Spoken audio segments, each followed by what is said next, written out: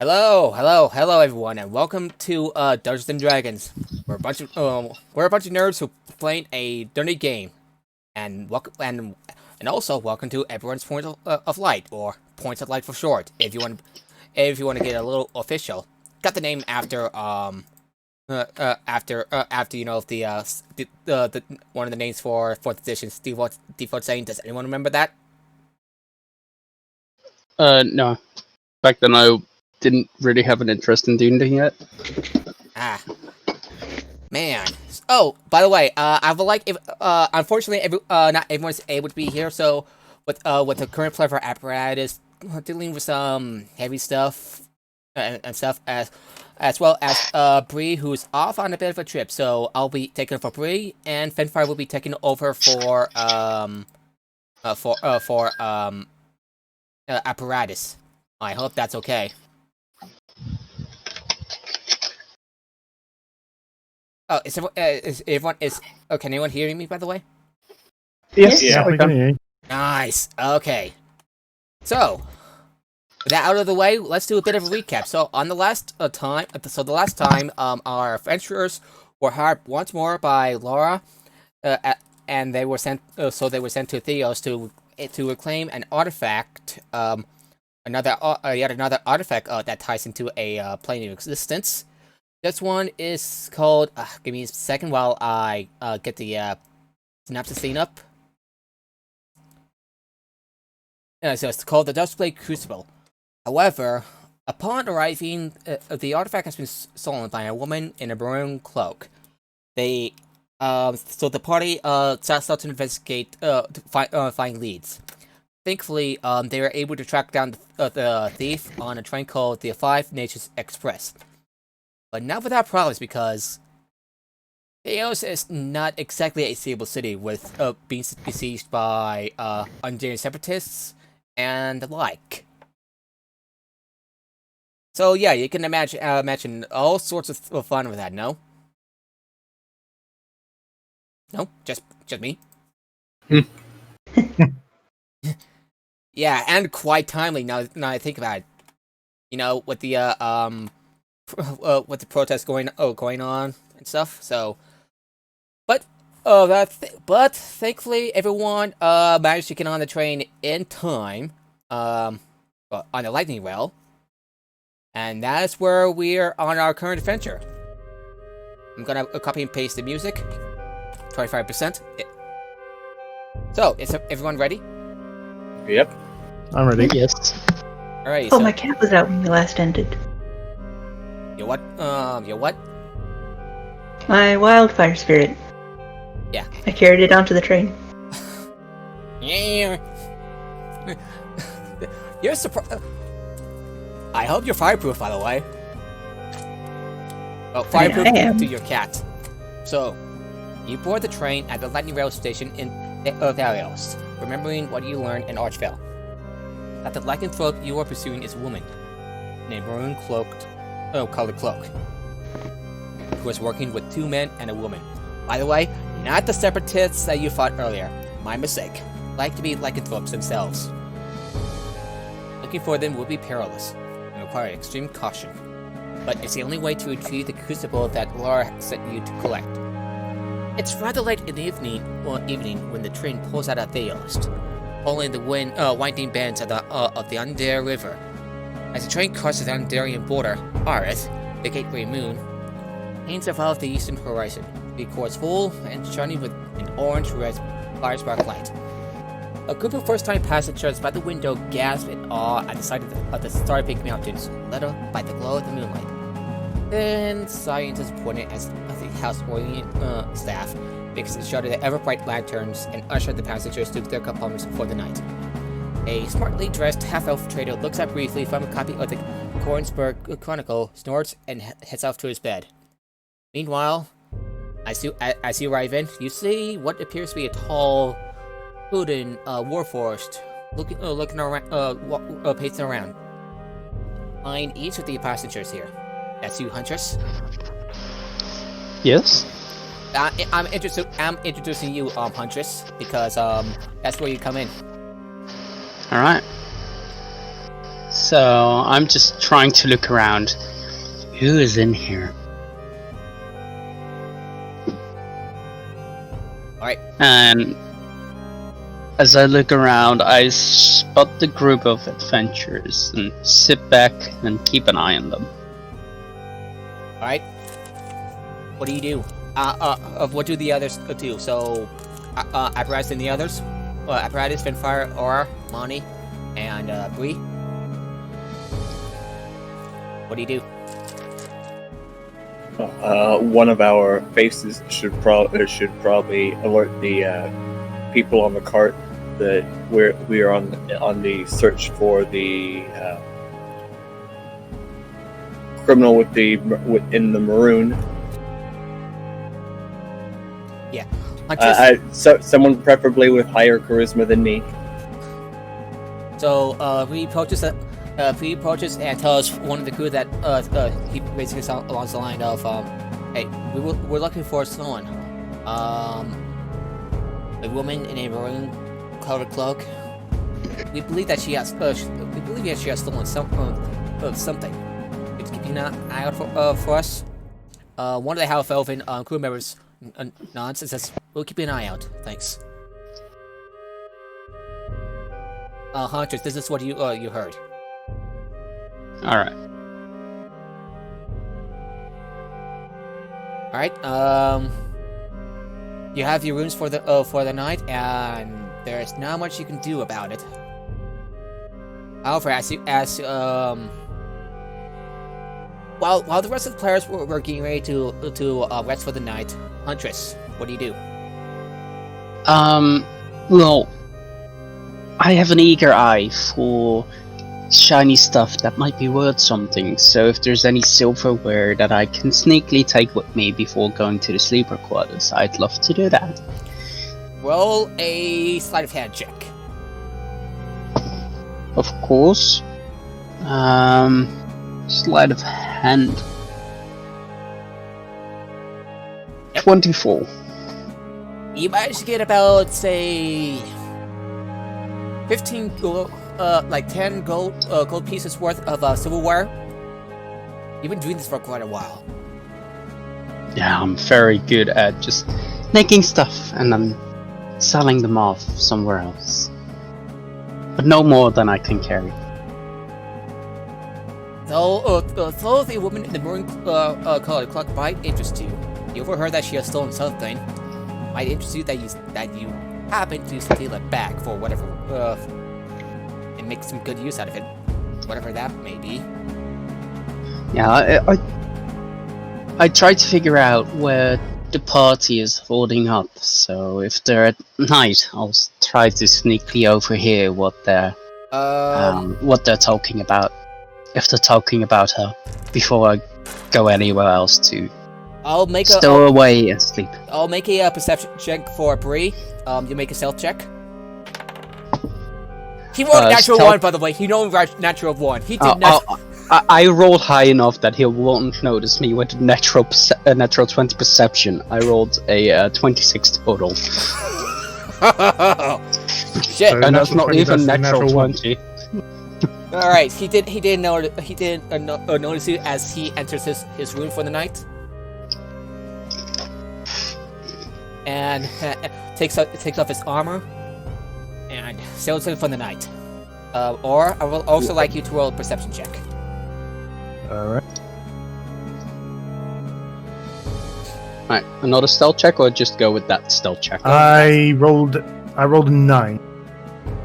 Yeah, Nope, if I roll a natural 1, that equals out. Yeah. Nope. You didn't notice anything out of the ordinary. Everything seems fine to me. This is fine. This is fine. There's totally not a killer robot on the train. Next morning, each one wakes up and Bree wakes up and notices a tall robot in the room with him. Is surprised, grabs his weapon, tries his sword. Already have a crossbow pointed at his throat. Who I'm are not you? here for harm. What do you want? I just want to join in for the little fun. I heard you were chasing somebody. That turns out to be my specialty. The woman in the maroon cloak? Yeah, I overheard you guys talking about it earlier. And I'm interested in joining in. Oh. Just for the fun of it. Alright. Okay. He lost his sword. If you could be you could be help to us, we can take what we can. I'll let the others know. I mean, I think I already proved I can be of help by just being in here. Alright, he's going to roll an inside check. Against what check? Inside check. And he rolls a 7. Total. Yeah, no, He has no idea if I'm you're a lying. mystery. I'm a mystery. I am standing in his room. Alright. He has no clue how I got that. That's in the puzzle. Alright, you and Bree leave the room, and he says, well, it's not what it looks like, but it appears that we have someone who will be willing to help us to find this woman. And I could find anybody in Sean, so I should be able to help you guys out. Lonnie is rather surprised we took the time to sleep instead of getting an early start at searching the train. There's not much you can do at evening. There's only so much you can sneak around at night. You make your way to the dining car where breakfast is being commenced. There, among them, you see a slam half-elf woman with dirty blonde hair, another woman, this one a human, and a flamboyantly dressed human man in brilliantly purple silks. And also there, also in the car is a half-orc with a scar on its cheek and braided coal black hair. Also aboard the train are various Danish guards, Orient catering staff, and other crew. Bree has also informed the Danish guards who they're looking for last night. Right, so you guys tell me more about who this lady is, and maybe I can help. Like I said Bree, we're looking for a woman in a maroon colored cloak. Yeah, she's also seen with three other people, 2 men and a woman. Alright. She has an artifact that we were supposed to retrieve. Something called something crucible. Not too familiar with certain arcana, things of arcana. Oh, that's great. Have I ever heard of anything like that? No, this is the first you ever heard of it. Alright. Yeah, that's great. My interest is piqued. So, how did she get her hands on the artifact you guys were supposed to retrieve? I'll let one of the others explain, if that's okay. Pinfire, Lonnie, Aura. What was that? I'm just asking how the artifact got stolen. So, How'd you manage to lose that to a woman? I'm trying to remember, but unfortunately I'm drawing a blanket. oh yeah. Technically, I don't think we lost. I'm pretty sure they took it from the location we were trying to get to beforehand. You see, as Lonnie goes into their spiel, we're like, hey, let's go to this one place to deliver a letter to say, hey, we need this artifact. Only someone else beat us to there and already got the artifact, skipping the whole thing where we wasted precious time talking to a person. We could have just gotten it. So now we don't have it, but a thief has it. And it's terrible because ultimately what could we have done?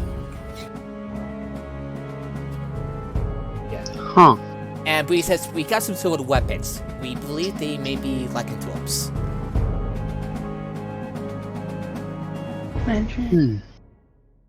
Alright, that helps a lot more.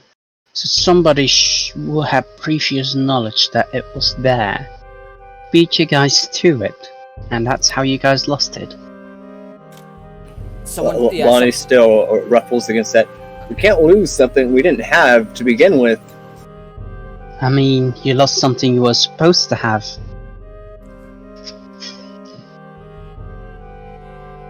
But alright, I'll join in for the fun.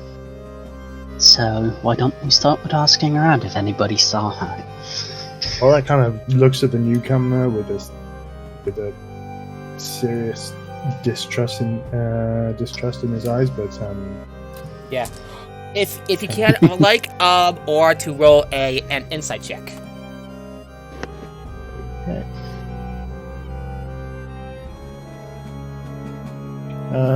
That is a 21. Alright, so you generally gather that a huntress is on the run and is looking for a purpose, because whatever she did before, she can't do anymore. And that she's just looking to find a new way to get further. Okay. Alright, kind of Yeah. If you're he looks at her and just Bree looks up at Huntress. Well, looks like you were you seem a little lost there, friend. Would you like to join the Clifftop Adventurers Guild? I'm sure we would love someone like you have you aboard. I mean, I'll consider it. I'll just tag along for now. See what's to gain for me. You will be well paid. If money is a concern. I mean, that's certainly a concern. You see, I don't really have anywhere to go back to, so I'm just looking for a place I can stay. Well, our place to stay is at Sharn. Is that a concern? We're up in Clifftop. Hence the name. Sean is a little problematic for me right now. Well, whatever problems Can't you have... say why. Whatever problems you have, we'll be able to help you with them. And... I'm pretty sure you wouldn't be able to, but I'd like to see you try. Yeah. I mean, unless you can fix the problem between the Dask and the Boromar clan, I don't see myself returning anytime soon. We'll do what we can to help you, okay? Alright. Alrighty, so you got some people to talk to. Who would you like to talk to first? Hunters would go up to the guy in the purple robes, because he seems like he has something to steal words, and use that as leverage. Well, this vampire dressed man looks up at you with a smile. It's like, "Heyo, how's it going, my friend?" Hello. I'm not sure if I'm your friend. I'd like to see if he has anything worthy on his belt or something like that. Roll a sleight of hand check. What's Is natural 20 plus 6 good enough? Yes, it does. Alrighty, I'm gonna roll how much you gain in terms of like gold pieces, because holy crap. That's a natural 20 on the first fucking roll. Alrighty, you got about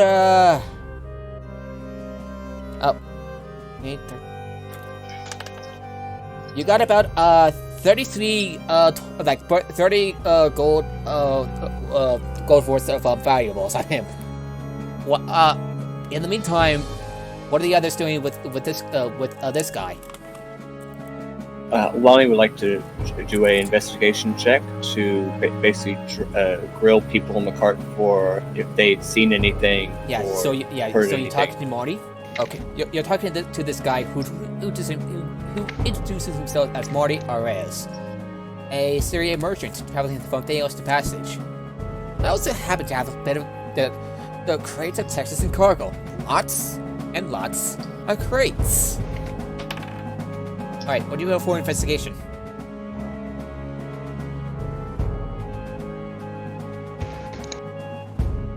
Money? Okay, that's a 15 plus 7, so 22. Well, unfortunately, when you told him about the lycanthropes or anything of the like, and when you mentioned the Dustgate Crucible, he will. You expect me to have sympathy for your losses? We lost a Crucible, big deal. We lost an entire nation, the jewel and Galfer's crown, our homes, our families, our history wiped out, and for what?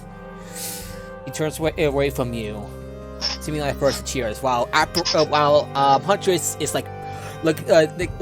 taking to his pockets. Just leave me alone, okay? Lonnie would have had sympathy for them getting pickpocketed, and then he outbursts like that. That's not very helpful. So, I tap moving on to the next group. I tap on the guy's shoulder. You sure? And I hold the gold pieces in front of his nose. That What? you know nothing about it. He takes the gold. Well, nope. Unfortunately, just leave me alone.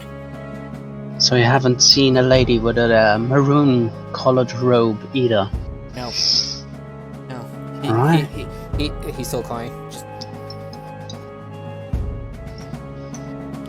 But who else would you approach? I figure I'm just going to systematically go to each person in the way. So whichever is the next closest. You approach the half-orc with a scar on her cheek and braided coal-black hair. Hello. Might I interest you? How may I help you today? Yes, we're wondering if you'd seen a woman in a maroon cloak with maybe a weird doohickey. I don't know exactly what the artifact would look like, but if they're just like waving around, doing magic, I don't know. Maybe that's not how it works. Point being, if you've seen anyone in a maroon cloak, the information would be quite helpful. Or in cloak? You could possibly be rewarded. Yes, it's like red, but not quite red. I'm not sure about a woman in a maroon colored cloak, but I did see something suspicious. I passed by 3 drunk humans in the hall last night. They were talking about getting even with the Silver Flame, wondering about the gate. Not sure what it means, but if it helps, that probably sounds a little suspicious to me. Don't you agree? That's promising. Where was this? No idea. So I'm pretty sure if these 3 fellas might be nearby. Huntress starts looking forward into the train to see if she spots anybody that matches that description. Okay, who has the highest passive insight, by the way? I have a 12 insight. Mine is 13. 13. 16. My passive investigation, perception are alright, but not my insight. Yeah. Same here. Yeah, lunch rolls around, and some of you enjoy the spicy undaring rabbit soup, served on the finest house-oriented china and smartly polished silverware, accompanied by freshly baked bread and salad. As Wisdom. as you eat, you notice that the well-dressed human woman in the black silks is picking her salad with fingers and lifting the soup bowls directly to her lips. Drinking the soup, despite the clean, untouched silverware is sitting in front of her. After a moment, you notice she has a maroon cloak lying folded neatly beside her. I think we found her. And I nod in the direction without looking directly at it.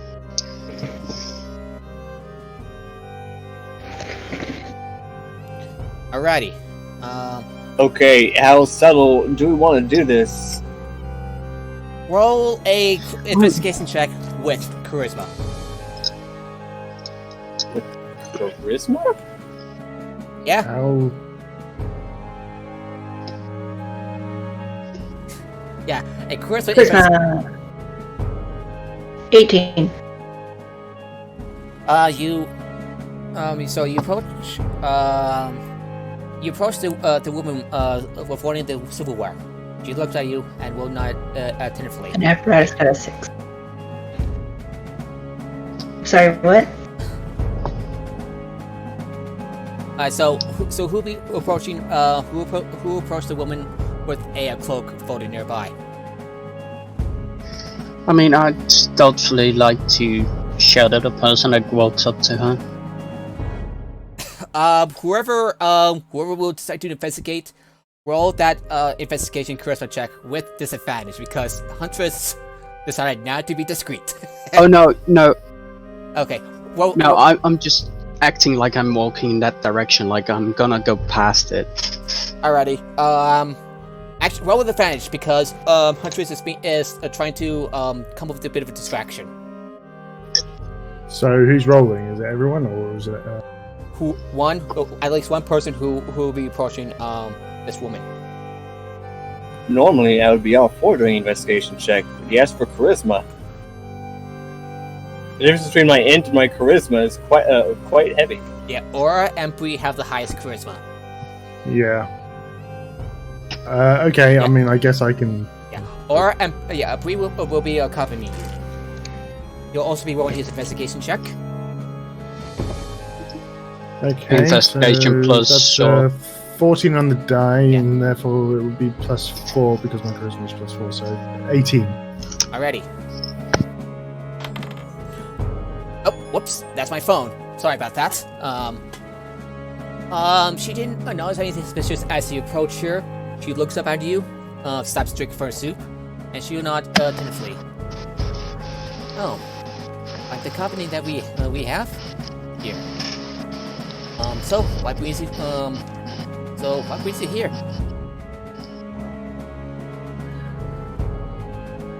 We're looking for something. Oh, and what that might be? She says, like, just slowly moving her hand to her side. Sorry, can you just remind me what it is we're coming right after? It is some kind of artifact, right? It was, Yeah, the Duskgate crucible. An artifact tied to the Twilight Forest. So give me a second while I try to come up, while I try to remember the name. Not go over the names. Lamania, the Twilight Forest. That's right. Yes. An artifact tied with Lemania. Lamania. Huh. Fascinating Yes. place, huh? We believe you have something to do with it. Well, it is in that she sits up and snatches her cloak and let the statue from under her seat. And Is Old there any person. way? Is there any way I can kind of try and stop her or interrupt her? no, as you try to stop her, you three scuffy looking humans nearby step in and stop you, like push you aside. And okay, give me she runs with them following her lead. I As- block the runway. Other than the direction, I block the other way. So she either runs into them or me. And I am casting whole person to. All right, so give me a second. The woman and her minions ran to a roof hatch nearby and climbs up to the roof. You give chase. Is she running past me? No, she's running towards the nearest towards the roof hatch and climbs up with her followers following close by. I really hope I didn't just break my phone. I'd like to. Sorry, Lonnie. Lonnie, I don't hear you. Weird. I'd said a few times, can I cast Hold Person? By the time you get your spell ready, this woman was already outside. Sorry. Time to follow, shall we? Yeah. And I rush afterwards using my bonus action to dash, so I have 60 feet of movement. Well, you climb on the roof edge just after she did. Would the others follow her lead? And yeah. with my Yeah. action, I'd like to shoot at her ankle That's where with we my get to- crossbow. Yeah, so up on the roof, the wind whistles past their faces and tugs at you close as the train hurls along the line at great speed. Up ahead of you on the roof is Red Tiger Margrana, still in human form. She casts a withering look toward you and calls to her 3 lackeys. Deal with these interfering busybodies for me. I have an appointment to keep. She pulls the hood of her cloak up over her head and adds, I'll meet you at the gate. Do not disappoint me. And with that, Margrana runs for the edge of the roof of the speeding train. The cloak beeling out behind her. She vaults over the safety barrier and leaps off the roof, aiming for the patch of ground to the side of the train. As she lands, there is a sickening crunch of bone, while even the train roof, one leg bends outward at an impossible angle, but then astonishingly, she draws it back in and immediately melts before your eyes. She gets up and starts running away from the track. The speeding train pulls away as she is lost from sight. Leaving you on the rooftop with 3 scruffy lackeys, you shift them even to where we're at before you. Their faces stretched to accommodate rodent snouts and mouths filled with sharp teeth, fingers glowing to claws and eyes shaking to beady black orbs. The short female were-rat looks to the 2 males and says with a grin, This ought to be fun. So, who's the first shithead that I hit with a crossbow bolt? Because the first thing I do is just shoot an arrow at the first person I see on that roof. Alright, get so up. I'm gonna take a look at... Everyone draws their some of the weapons out because we're doing with some Volatile shit. I'd like everyone to roll initiative. Alright. 23. Bree rolled, 18. Bree rolled a natural 20, so that means a 21. I rolled a non-natural 20. Okay.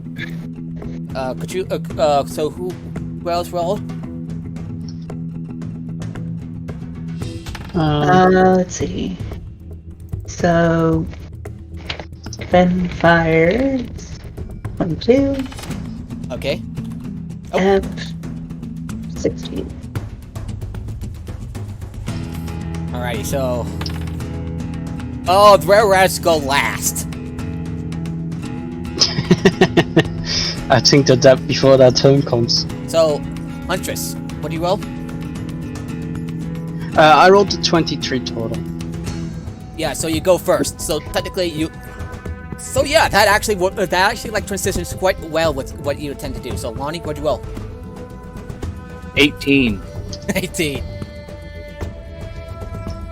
And you're like, really? This thing again? And as you follow the wee female warforged leads. So, you fire at one of the werecats. Which one do you fire? Yeah. There's like one who's female and 2 who are male. I'll go for the female one first. Alrighty, roll your attack. Are we You'll fighting always go about the first, train? right? By the way, does like a Twopes, gonna take a look at the stat for the rare rats. Does a 18 hit? Yes, unfortunately, as it hits the fires, it seems like sink it to the skin. She looks at it, pulls it out. Oh wait, I have advantage because it's the very first round, and still after me. You have advantage It's or the not. assassin feat. Yeah, that's right. It's the assassin feat. Yeah, nice. By the way, it does no damage to the rare rat. So it's just like grins and smiles. Says, "You got to do better than that. Alright. And then I walk up to her and strike her with my dagger of venom. Okay, make an attack. This time with advantage because, yeah. Right. With advantage, that is 23 That hits. to attack. Alright. Does she need to? Does she need to roll to make a? Nah. Yes, he needs to make a DC 15 Constitution save, or take 2d10 poison damage. Oh, nice. I like how the worth this is going already. Okay, so 15 Constitution. Unfortunately, she succeeds. All right. So, how much damage would that do total? In total, let me roll. 9 damage because you made the save, so the dagger does no extra poison damage. Yeah, actually, Grant, she finally suddenly felt like a bit of a like a suddenly a dagger like in a strike. She looks down, and Huntress, you pull the dagger. She felt a little off for a second, but shakes it off. She mutters, "Definitely did not expect that." I'm full of surprises. Where are we fighting these people? Oh yeah, On top it was on top with of sneak a attack. I train. forgot the You are on. sneak attack damage. Oh yeah, So that's plus 5 to that, so 14 total. alrighty. She definitely did not see that coming. I'm a fast talk. Alright. Alrighty, so Bree is next. He draws up his silver longsword, and we'll do a distracting strike against the one that will be he'll be attacking one of the other were rats and attacks with distracting strike. Spending one superior die, and managed to hit with this because it's a silvered weapon. Okay, so that basically does 2d8. As soon as I find the other die. Oh yeah, you guys have silvered weapons. I only got one Yeah. magic weapon. I'm always tempted to make a Zelda reference as like pulls out suddenly pulls out a fishing rod, distracted one of the were-rats like huh, and then slashes at the male were-rat with super sword. Slashes his body diagonally across, leaving behind a trail of blood. What? And does 11 points of damage. He is now distracted, meaning, gonna take a look at what this thing does. Next attack roll on targets by others other than Bree will have an advantage until the start of his next turn. Alright. That ends Bree's turn. And I believe Lonnie goes up. No, Aura's up. Okay. Well, I bring out my silvered greatsword, and I go up to one of the rats and give it what for? The one that Bree attacked. Well, how much space is there on the roof of this train? Am I able to reach that rat, or will I have to go for another Let me one? check. Let me check the. There's only like about 15 feet. Yeah, the roof is about 35 feet wide, with the middle feet between being a maintenance walkway with curved roof sections. So you got about 15 feet of space. And if you go on the curved roof, you may have disadvantage. You may have difficult terrain. It'll be a bit slippery to walk on. Just saying. I haven't really got much. And it'll be difficult to maintain your footing on this sloped roof. Just saying. Right. So if I go, so I have to go onto the roof in order to get into melee range. Or... You're right on the roof, so all of you are on the roof. Okay. Well, since we're already on the roof, then I guess I'll have to go in and try to get to the nearest one that I can, and try to give it a good slash. Alrighty. Will you be attacking the one that Bree attacked, that Huntress attacked, or the other one that doesn't seem to be injured? I'll take the other one that isn't injured yet. Alrighty. Roll your attack.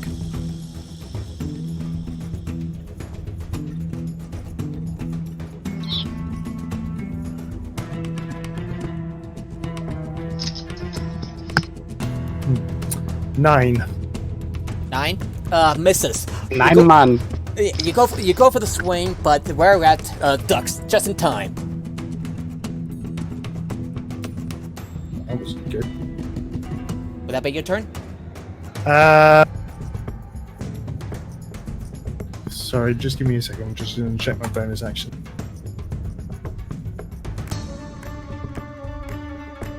Oh yeah, I Now you know what? like That'll be to, my turn. as I see everybody pulling out silvered weapons, I shout to them, "Hey, you got something like that for me?" It'll be more useful. Yeah, I'll have a spare dagger if I need. That would be perfect. Not yet, because it's not yet your turn. So, or My combat protocols requires more patience. That is true. Alrighty, so So yeah, that's my turn done. Lonnie, you're up. Sorry about that you weren't able to use hold person earlier. Lonnie? I'm here. Yeah, sorry you weren't able to use hold person earlier. So, what do you do? I guess, being that's already a cluster up here, I'm going to just first go ahead and move behind Huntress and just kind of shove the silver dagger that I'm probably not going to ever use, but just had on the offset, into a easily reachable pocket for when their turn gets around. Okay. Unfortunately, that would giving someone an item would be an action, so that would be my turn, the moving and acting. So that's that. Unless you have any spells that use up a bonus action. I do, but I do not think it would be worthwhile using them at this point. Fair enough. That'll be. Would that be your turn? Yep. Oh, whoops! I forgot about Fire in the first place. I was wondering about that. Yeah, do the thing. Yep, do the thing. Do the thing. Sorry, I kind of lost track. That's why I use a notepad and write down the initiative order That's so what I I can did. check That's it what I every did. time. That's what I did. I just kind of lost track. Sorry. Fire. No worries. I wish to cast, I guess, hold person on the one we're chasing. She's long gone. Oh, She jumped off first chance she had. alright. Then I'm gonna cast Scorching Ray and fire the bolts at whichever one doesn't have a teammate nearby. DC where our torpedoes everybody does. stood next to each other. I'll be able to duck as a reaction, right? Yeah, you can basically duck. She's targeting them, not you. You're fine. Yeah. I'll lean aside so I have a open spot. Alrighty, so okay, who are you gonna attack? The one by the orc. The what?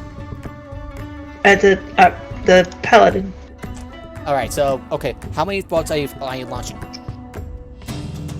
3. Alrighty, make your attack.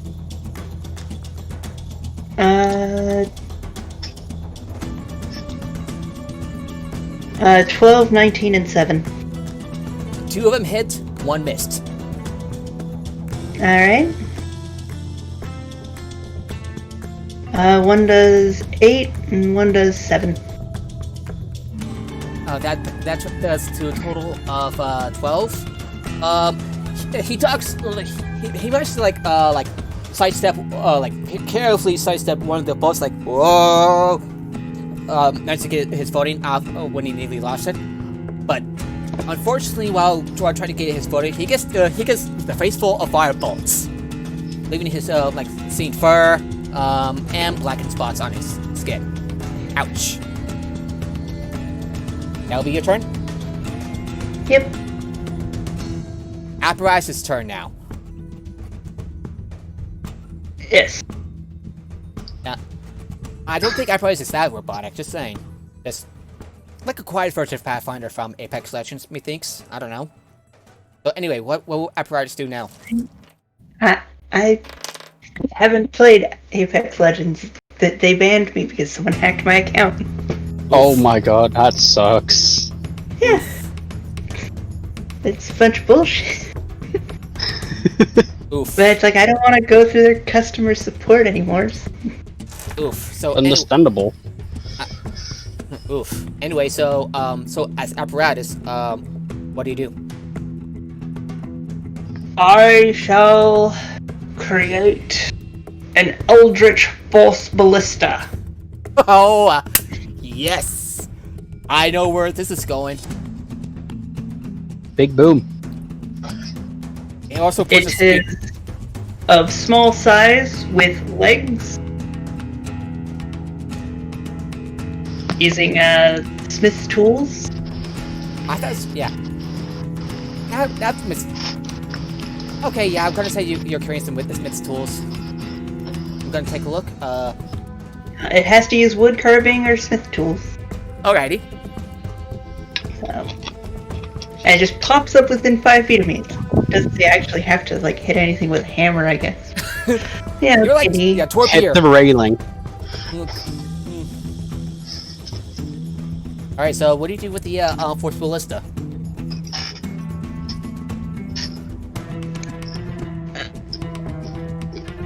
I'd like to make a ranged spell attack against one of the were creature things. Alright, Whichever one has been hit the least. Has been hit the least, so I'm gonna go with the one that Bree hits and is distracted. So make a roll with your Force Ballista, with advantage because he is distracted. Because he's distracted by the sort of what the hell? A vision rod? Yeah.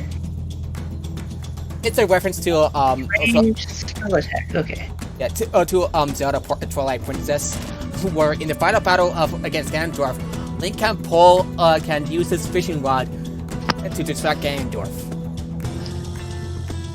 Yes, Huh. you can actually do that. 16 hits. What hits? Does a 16 hit? Yes. Alright, then it takes 2d8 force damage. Not d100s. I mean, they work too. You just take the 0 above.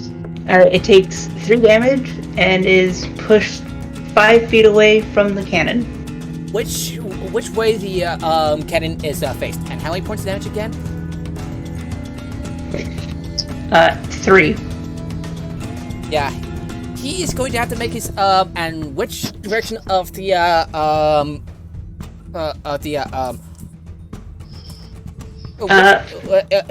is the cannon facing? I want to I wanted to make it 5 feet away at an angle so that way it tries to hit them off the train, but it's Yes, actually, as a matter of fact, it's if Apparatus went first, Apparatus probably would have ran forward and just thunder waved and pushed everything off because that would have been hilarious. Speaking of which, he failed. he takes the male wearer takes a slide down the roof, and however he's caught by the safety barrier. So bump. That's one less. No, he's still alive. He's like just like trying to get on. And the cannon would also use its walk action to move into a better position to do more of these silly things. Alrighty, where do you move to your? Because the cannon can walk towards the middle of the train, just going forward to try to make it easier to push things off the train. Got it. Would that be your turn? Yep. Alrighty. Give me a moment for me to recover my. One of the rats is going to attack Huntress. The female one is going to attack Huntress. All right. She's going to attack she's going to attack one with her short sword. All right. That's an 18 hit. Yes, 18 hits. Ouch! 6 points of damage as she retaliates your move by lunging at you with her short sword, plunging you through your abdomen. Ouch! Okay. You'll pay for that. And she's going to, and as she draws you in closer, she goes in for a bite.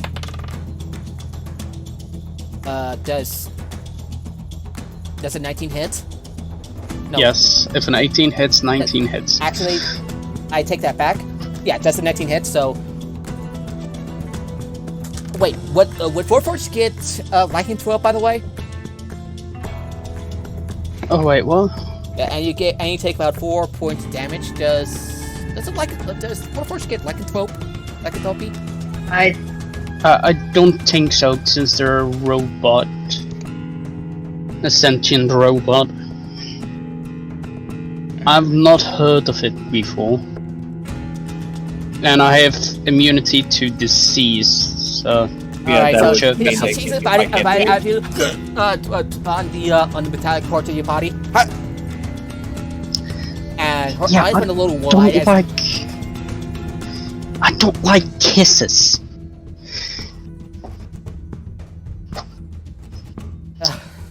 She retracts her blade, takes a step back, and that will be her turn. All right. One of the guys uses the entire move to climb his way up, and I believe apparatus will use that as a opportunity attack with their Eldritch Cannon. Would that be right? This is gonna be fun. Apparatus, roll your attack with your Eldritch Cannon because this is fun. Alright. 15 plus 7, it's like... 22. 22? Yeah, 22. Alright, roll your damage. D8. Yeah, 2d8. 13 damage and 5 feet away from the cannon. He slides back towards the safety barrier. Not again! He groans as he gets a face full of a force bolt. Poof! And it looks like it kind of cracked his head a little bit, but he's still going, and he looks vivid. Excellent work, Alexander. Right. We're at number 3's turn, and he will take he'll attack Aurak with the short sword. Misses as Aurak deflects the strike with his great sword and parries it, and will try to take a bite out of you, Aurak. Does an 18 hit? That does hit, yes. Or okay. Ooh, this is not good. This is not good. You take about 5 points of damage. Okay, roll a Constitution saving throw. Just to check, is this a disease that is Yes. involved? Yeah, take I am five- immune to diseases. The two frontliners are immune to I'm- disease. Yep, I'm a paladin, therefore I am immune to diseases. Okay. These reds are not having a he good takes day. he takes a He promised to be a good boy, and the Spat out god you, said, "Alright." takes a step back, and sees you not react to it despite the bite mark, and you take a total of 5 points of damage. Cool. That would be your turn. That'll be your turn. Bree's turn, Alright. and he will attack. Mine first. I rolled high initiative. Oh yeah, Huntress goes first.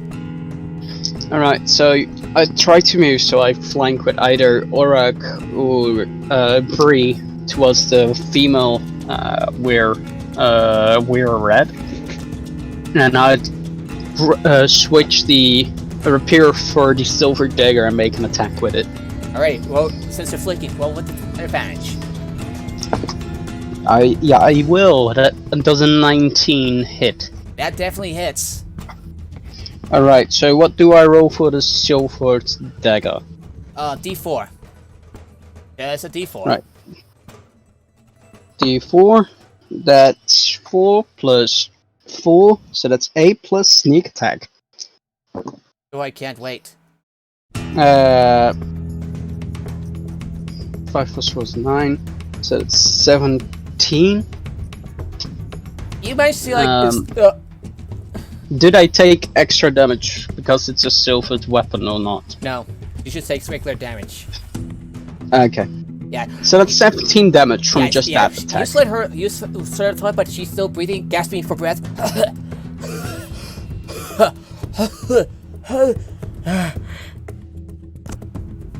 And I go for a second attack with my dagger of venom. Also flanking. Okay. I believe a 23 would hit as well. That hits, and that finishes her off. And that finishes her off as you finish slitting her throat with your 2 daggers. She coughs out blood, and she falls down and glides on the roof, dead. Oh, that's one less. I told you, I don't like kissing. Bree's turn. And I set myself up defensively in front of Bree. Yeah. So that if the other were-red starts biting, they don't get to Bree first. Alright. The Bree attacks the other where that attacks Aura. Hits. So that means 8. Oh wow, 15 points of damage. Damage to him. I see another vicious slash. Going at his arms and covering him in blood. So he's a little out of it. Yeah, sorry for not describing the wounds. It's like he seems a little dazed, a little out of it. Aura, your turn's up. It's your turn. Right. Fanfare first, Fanfare, then yeah, Aura. fanfare. You gotta be fair. I know, I'm sorry. No worries. It's alright. Fanfare. Yeah, I'd like to cast firebolts. And how many are left? 2. One railroad, one dead railroad, like against the one of the safety barriers. The other trying to climb back up. Alright, I'd like to firebolt the one against the safety barrier. Okay, make your attack. Does 11 hit? No. Then my puff of breath just shoots off into the air, I guess. Poof. Yeah, it does. Yep. Would that be your turn? Yeah. Or, I believe that would be your turn. Right, okay. Well, guess I will try to kill this were-rat that bit me earlier.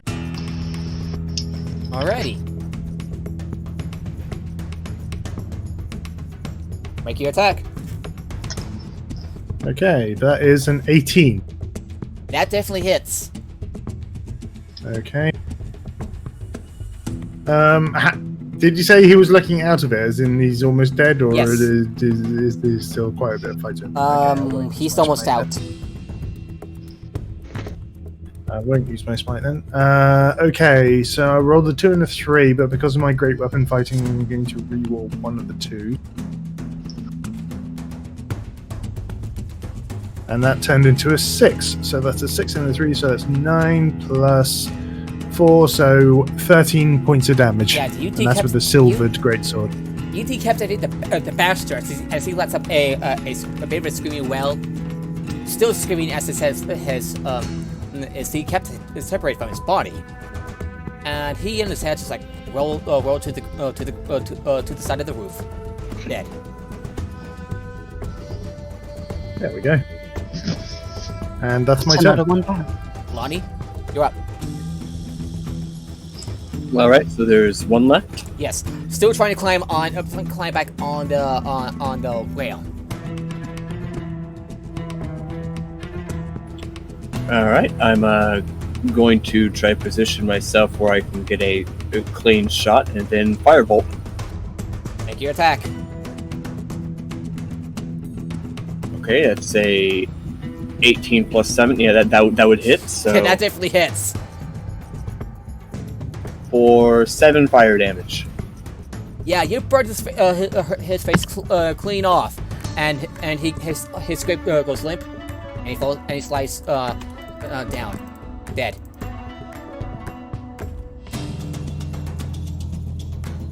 Oh, that was a bit of a fun one. So give me a second. And with that,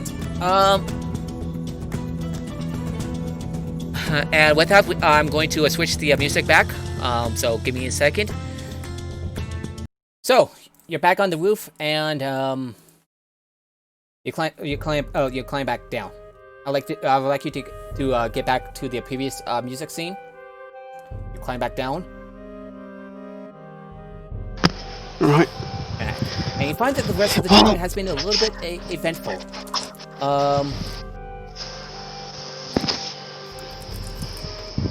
This is a bit of an opportunity now to do a little bit of role playing, as the guards and the crew was like wondering what the hell, like what's going on. Well, a bunch of lycanthropes just decided to climb up on the roof, and one of them jumped off, and we decided to check it out. Okay, have you taken care of it? Yeah. One was hanging off the train for a while, the other one is dead, and I believe the other one is dead as well. That would be it. Alrighty, one of the house beneath members says we'll make sure to check. We got several weapons at the ready. Alright, well, have fun checking. It's not what you see there One of them anymore. has leaked off.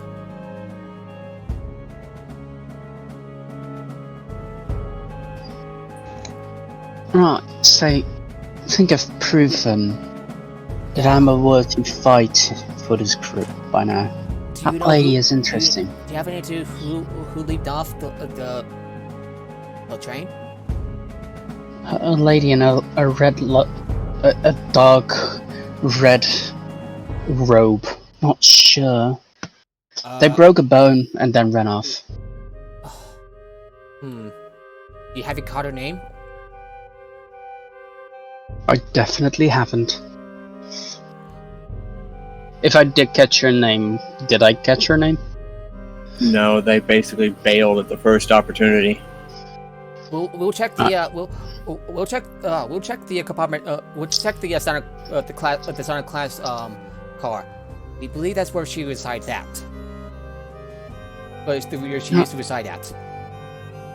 If you want to check it out, be our guest. I think that would be our next step indeed. Alrighty, you take a look.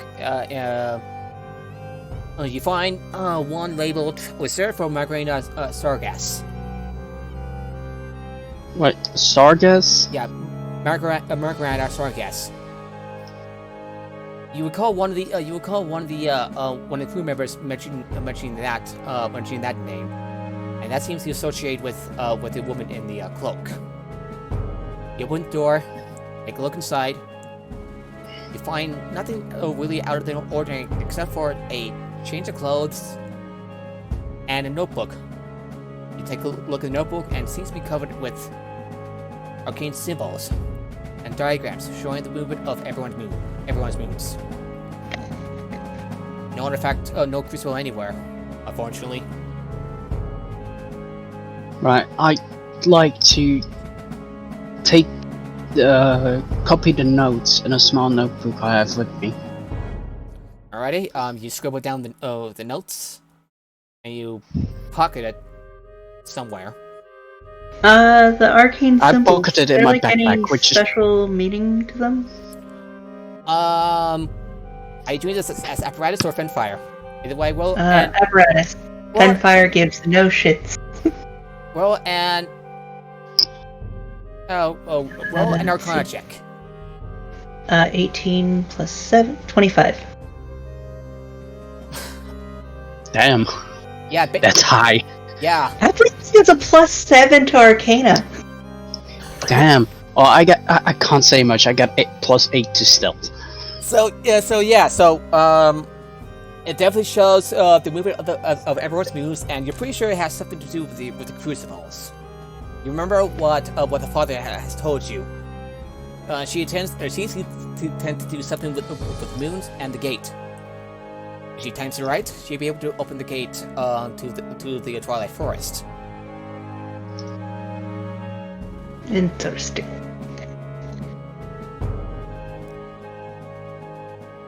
I share the information with the party. Alright. What does the rest of you think? Have I ever heard of the Twilight Forest before, or anything to do with this? Roll an Arcana check. Or a nature check, whichever's higher. Nature Arcana, right? Yes. Both are 17. As far as you know, Lamania is a place of raw and unbounded nature, completely untouched by civilization. Despite being called the Twilight Forest, every type of natural biome is contained within this plain. Rolling hills, attacking mountains, and wide oceans common as its forests.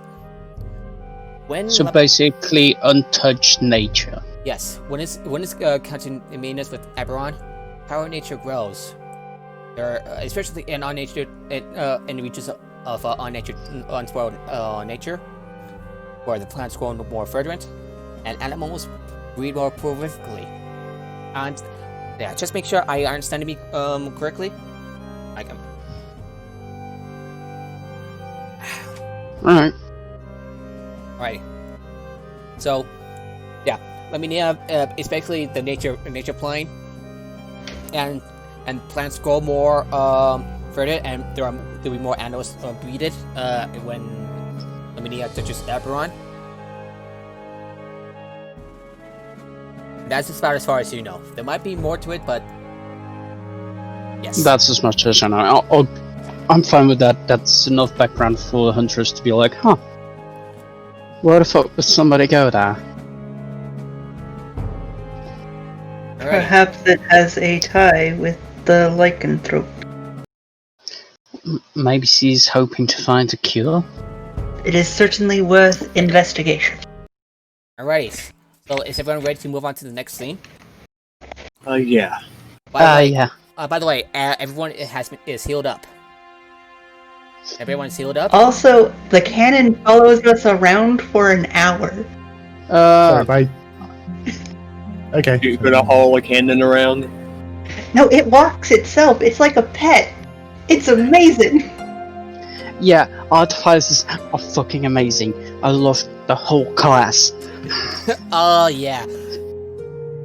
Originally, Hunters was gonna be a Warforged rogue that modified herself as an artificer. But that didn't really pan out, so I went full rogue with her. Yeah. But it only seems to walk at like half the speed of everybody else. Yeah. So, the lights of the Delathon shine through a thin early morning mist as the house lander when Galleon pulls into port a little after sunrise the next morning. By the way, the Five Nation Express have arrived at the station in Passage, with the House Orient crew guiding the passengers and you off the train, having those bound for the elderly reachers to the ferry terminal. A few minutes walks away. While the fare will cost about 10 gold per person, but as you walk on the galleon, it says 10 gold pieces for 60 total. She says, counting 6 of you. Hold up, about health. Sorry, what? Did we heal up again, or? Yeah, you're going to be healed up during the entire trip. Alright, then I can go back to 44 HP. All members of the party except for Huntress are members of the Clifftop Adventurers Guild. Alright, so only you Hunters will have to pay for it. While Bree says, we were with the Clifftop Adventurers Guild. Oh. Well, the guild will I would have pickpocketed somebody on my way there for 10 gold pieces. Make a sleight of hand check. I'm way too good at that. I believe an 18 would suffice. Okay, I'm gonna make another roll for. Okay, I'm just gonna make a roll for with just a simple D10. You got about 10 gold, but an 8 gold. Alright, I'll put 2 extra gold pieces in, Right. just to pay for it. It only cost me 2 gold pieces now. Alrighty. Did anybody of the group notice that, by the way? I would like everyone to roll a perception check, including Bree, because he can see this coming. He got a 24. I rolled a 10, so no. He got a 24. I'm not pickpocketing anybody of the group, by the way, just a random passenger. He's got eye too. Why are you doing this? Bree asks. I don't really have much. Lonnie rolls a 19, so I guess I see it, but I don't really care since I'm from freaking. You're a gnome. Why the fuck would you care? Gnomes are to do that themselves most of the time. Yeah, it's like natural gnomes. This is you see worse with you see worse with trust. It's whatever. You could have asked. Any one of us, and we'd be willing to pay to help you pay for the. Oh, I know, but I'll take it for the ones that can miss it, so it'll be all right. They're not gonna miss those 8 gold pieces. He wipes the temple on his face. Don't worry. It's a bad habit. So anyway, the rest of the trip to Tethyon is free of trouble and quite uneventful. No signs of lycanthropes along the wind galleon, and yeah, you took this opportunity to take a rest. With hours rising almost full in the east, as the afternoon light fades into evening. And is joined a few hours later by Larvion, milky white moon riven by dark chasm, which makes it look like a malevolent eye. Let me know, by the way, when we've hit the next dawn, so I can reset my Dagger of Venom. And speaking of which, the lights of Tethyon shine through a thin early morning mist, as the house lander wind galleon pulls into port a little after sunrise the next morning. A large stone quay struts into the waters of Lake Galfair, And already, the harbor and quayside are abuzz with activity. Has landed our porters and staff work to secure the wind galleon in place with ropes, while fishermen putting in their daily catch from Lake Fair mingle on the quayside with merchants and tourists from Ondra and Greenland across the water.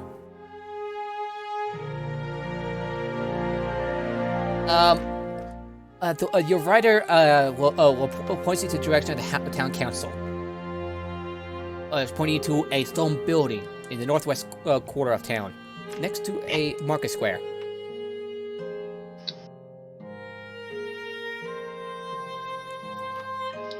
Say, Yeah, this is what we what is the asked. plan? What's the plan exactly from now on? Like, what are you guys planning to do about that lady?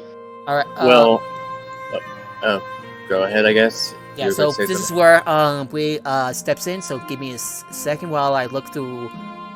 We're supposed to be looking for someone. You should be able to point us in the right direction. Alright. Alrighty, so we're supposed to be looking for one of the councilmen, Houston Fisher.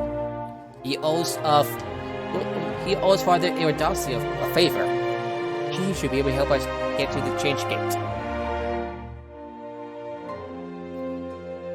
I thought our priority would be finding the thief from before. I mean, they jumped off the train. By logic, we should beat them here. If they were heading here also, we should be able to just, like, wait.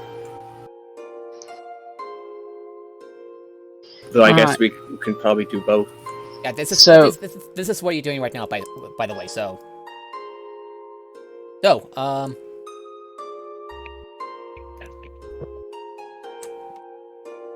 you like to explain town as well? Huntress would know somebody at the marketplace that will be able to provide more information because of her Background? because of her criminal contact background. Roll an investigation check with intelligence. With intelligence. Would you like me to assist with that? Because that's one of my main things. Apparatus can also help. They have a feat that basically, after rolling a successful history check, can add their proficiency bonus of +4. Right. I rolled a 19 with my intelligence. Apparatus, would you like to roll to assist? Apparatus does pass the history check. Alrighty, you get an additional +4 to your investigation check, Huntress. That's 23. Vampires also good at spotting criminals. Huntress is a criminal from a giant criminal organization in Shan, so she has contacts all over the place. Just that once she uses them, she isn't sure if she can trust them anymore. Alrighty. Because of something that happened that you guys don't know. Yeah. Near the quayside, this is what you've learned so far. Near the quayside is a sailor bar called the Rabbit Hole, which seems popular even at this early hour. Blacksmith working nearby in a forge, in his forge, shakes his head as you ask him about the bar. Tells you that this place attracts a long sort of people. And what advice? Stay away from the bar. Also, if we're passing by the blacksmith, I'll be looking for a longsword or dagger, or a longsword both. or a rapier that is either silvered or magical. If we're stopping by the blacksmith, I'd be looking for a magical rapier or longsword. Looking for a silvered weapon? Quite rare, but Either silvered or magical. I don't have any magic weapons, and silver is hard to hard to come by in forms of a weapon. Sorry, can't be much use here. Sorry. You know a place where possibly I could find something like that. You can try the marketplace. Right. Anyway, You also overhear a merchant and a fisherman on the docks complaining about taxes, pointing to the council chambers. These were a stone building to the northwest, the quarter of town. What the house landar staff has pointed in a direction. In addition, while you walk back past the forge and the rabbit hole, you also find a temple to the southern host. Inside, there are shrines dedicated to all members of the host. But those for sorry for mispronouncing that. Sovereign goddess variety, agriculture, and bounty, and Bodari, sovereign goddess of hearth, home, and community. In particular, they were decorated with flowers and other offerings. Nothing of value to a thief like Huntress, though. One of the clerics. I'm not just a simple thief, though. Yeah, one of the clerics. I'm sorry, which gods? Yeah, one of the clerics was praying at the temple, but notices you as you come in. Oh, good day to you. Are you lost? You need directions? Oh, I don't think we're lost. I think we're right where we want to be. And I'll give the word to somebody else of the group, because they know who they're looking for. Right. We're looking for a Fisher. Father Eridossi sent us. Oh. The cleric replies. I'll be happy to help. They're in the northwest of town. Best way to get there? Follow the road to the market square. Council buildings are on the far side of the market. Thank you. Priest says.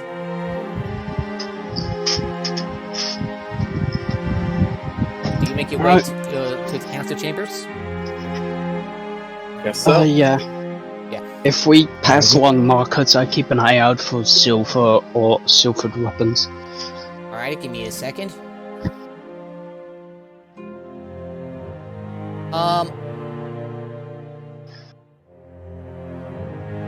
I'm looking at silvered weapons, so a rapier, you say? A rapier or longsword.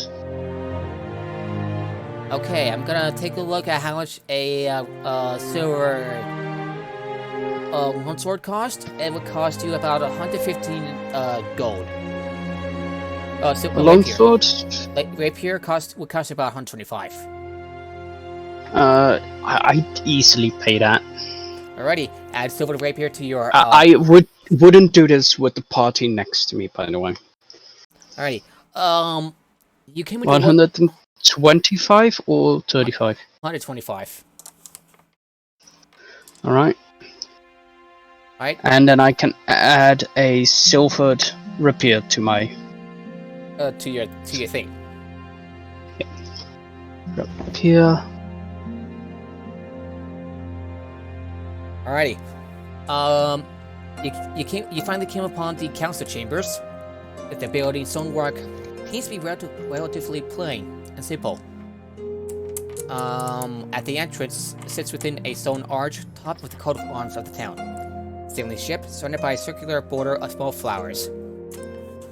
You step inside, and the floor you're on is almost entirely taken up with a large wood-paneled meeting hall with several small offices and booths crowding the edges of the room. And standing in the middle of the room, you see an old man engaged in conversation with a trio of well-dressed merchants. This man is nearing 60. His hair entirely gray, and his weather-beaten face wrinkled. Despite his age, he seems to carry himself with an air of strength and grace. Dressed simply in a plain white shirt and brown waistcloth coat, and around his neck hangs the chains of office.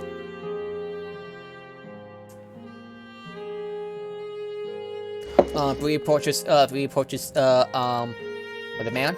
Are you Excuse me, sir. We're looking for Burston Fisher. Oh, yes, that's me. Give me a second. I'm in the 8. Father Eridossi, sent us. You knew something about the change gate?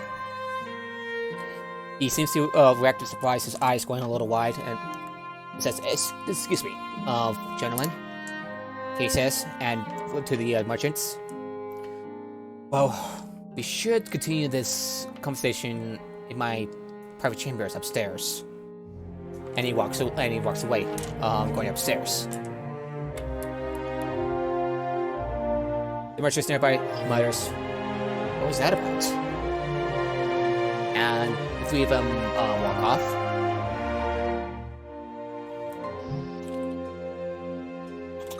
What do you know? I think we should go after the guy we were supposed to talk to. Did you guys think? Seems like as good a plan as any. Alrighty. You go upstairs. Sorry, I'm kind of thirsty, so give me a second. I'm hiding a bit more in the back of the party now. Just to not be up front. I'm and almost scare tempted things to, away. tempted to ask you to make a stealth check, but that's a little much. So anyway, I mean, I'll make it. sure. 19 plus 8, 27. Only I'm the invisible. only the party knows where you are. So Fisher's private chambers are behind a locked door at the top of a flight of stone steps. These are living quarters as well as offices, and are much more comfortable than the business-like meeting halls and the offices downstairs. Bookcases line the walls, and a large wooden desk sits in the center of the room. At the end of the room, a brown-haired woman stands at an open window, cooing and calling to something unseen outside as Fisher and the party enter. She is dressed in dark green house Volatile livery and wears a long brown leather gauntlet on the left hand. At the sound of her calling, a baby griffin flies in through the window and lands on an outstretched arm. The woman cools at the baby griffin and tickles it under its chin before feeding it a piece of raw bloody meat, a bowl on the desk.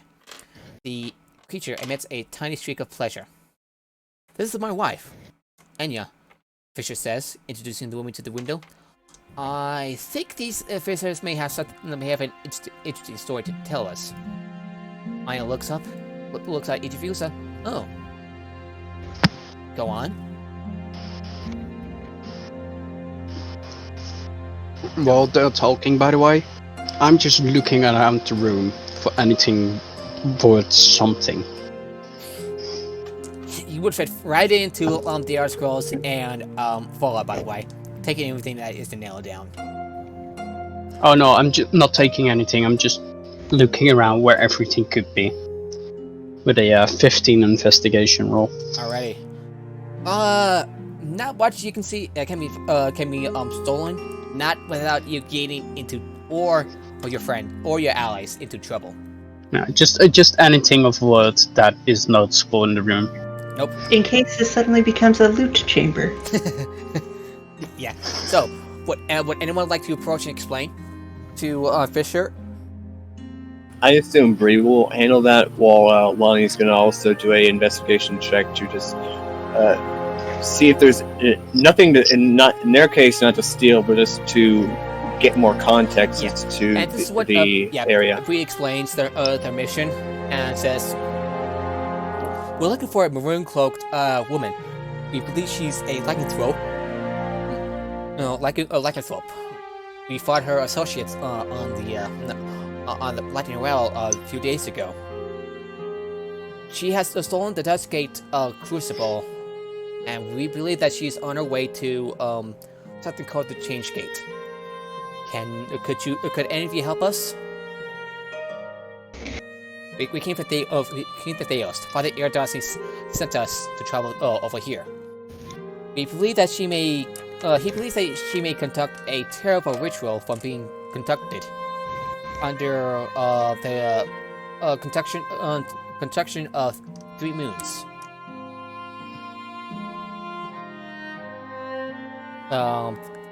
Fisher looks a little,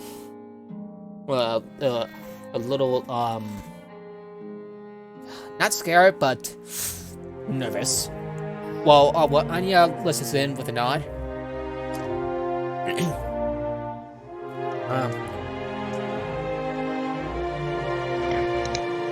Sorry, I'm trying to think of anything else. Has he said anything? Anything else? Anya asks. No. No. Bree says only that we need to hurry. It's in that Fisher pulls out a marathon drawer in his desk and sighs. The gatekeepers will have my head if this gets out. But here, he takes a pen, marks it across on the map in red ink. That's where the change gate is, out in the Italian woods, northeast of Greenheart. There's an old druidic road that starts on the edge of town here, he says, tapping a finger at Delathon. It leads up to the mountains, but passes quite close to the gate. It's not much of a road, narrow and cuts through a wild forest, but it's navigable enough if you know what to look out for. The druids leave little signs pointing the way, magically shaping the wood of the trees, and small white flowers grow along the route. Of course, if you're expecting trouble on the road, might like to go another route over the hills here. He points out a line of hills which start slightly to the west of the Druidic Road, not long after it enters the Italian wood. Up on the hills, it will be a bit more exposed, but you must all but most determined trouble. And he leads in and says in a conspiratorial voice, there are worse things than wild beasts in those woods. Take care.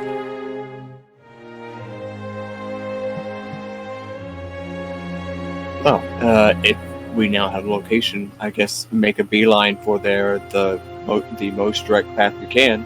The sooner we get there, the sooner we can set up and give them less time to do the ritual, since we should beat them there, hopefully. And before you set out to leave, Bree turns around and asks, wait, what do you mean by that?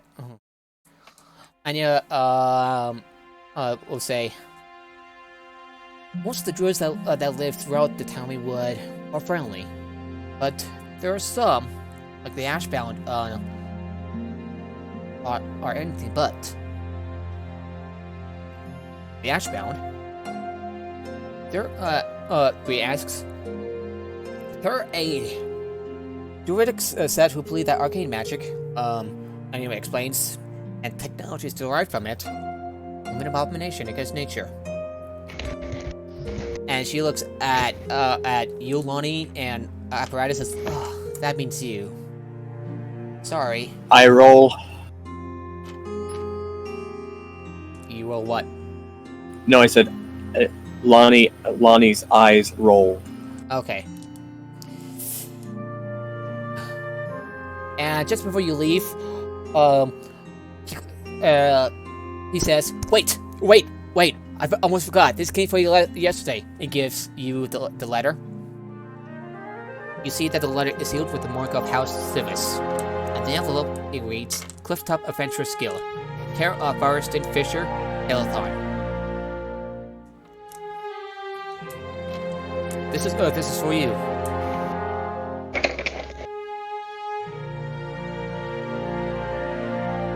Alright. Okay. Alright, so Bree opens the envelope, reads it, and shows it to the party.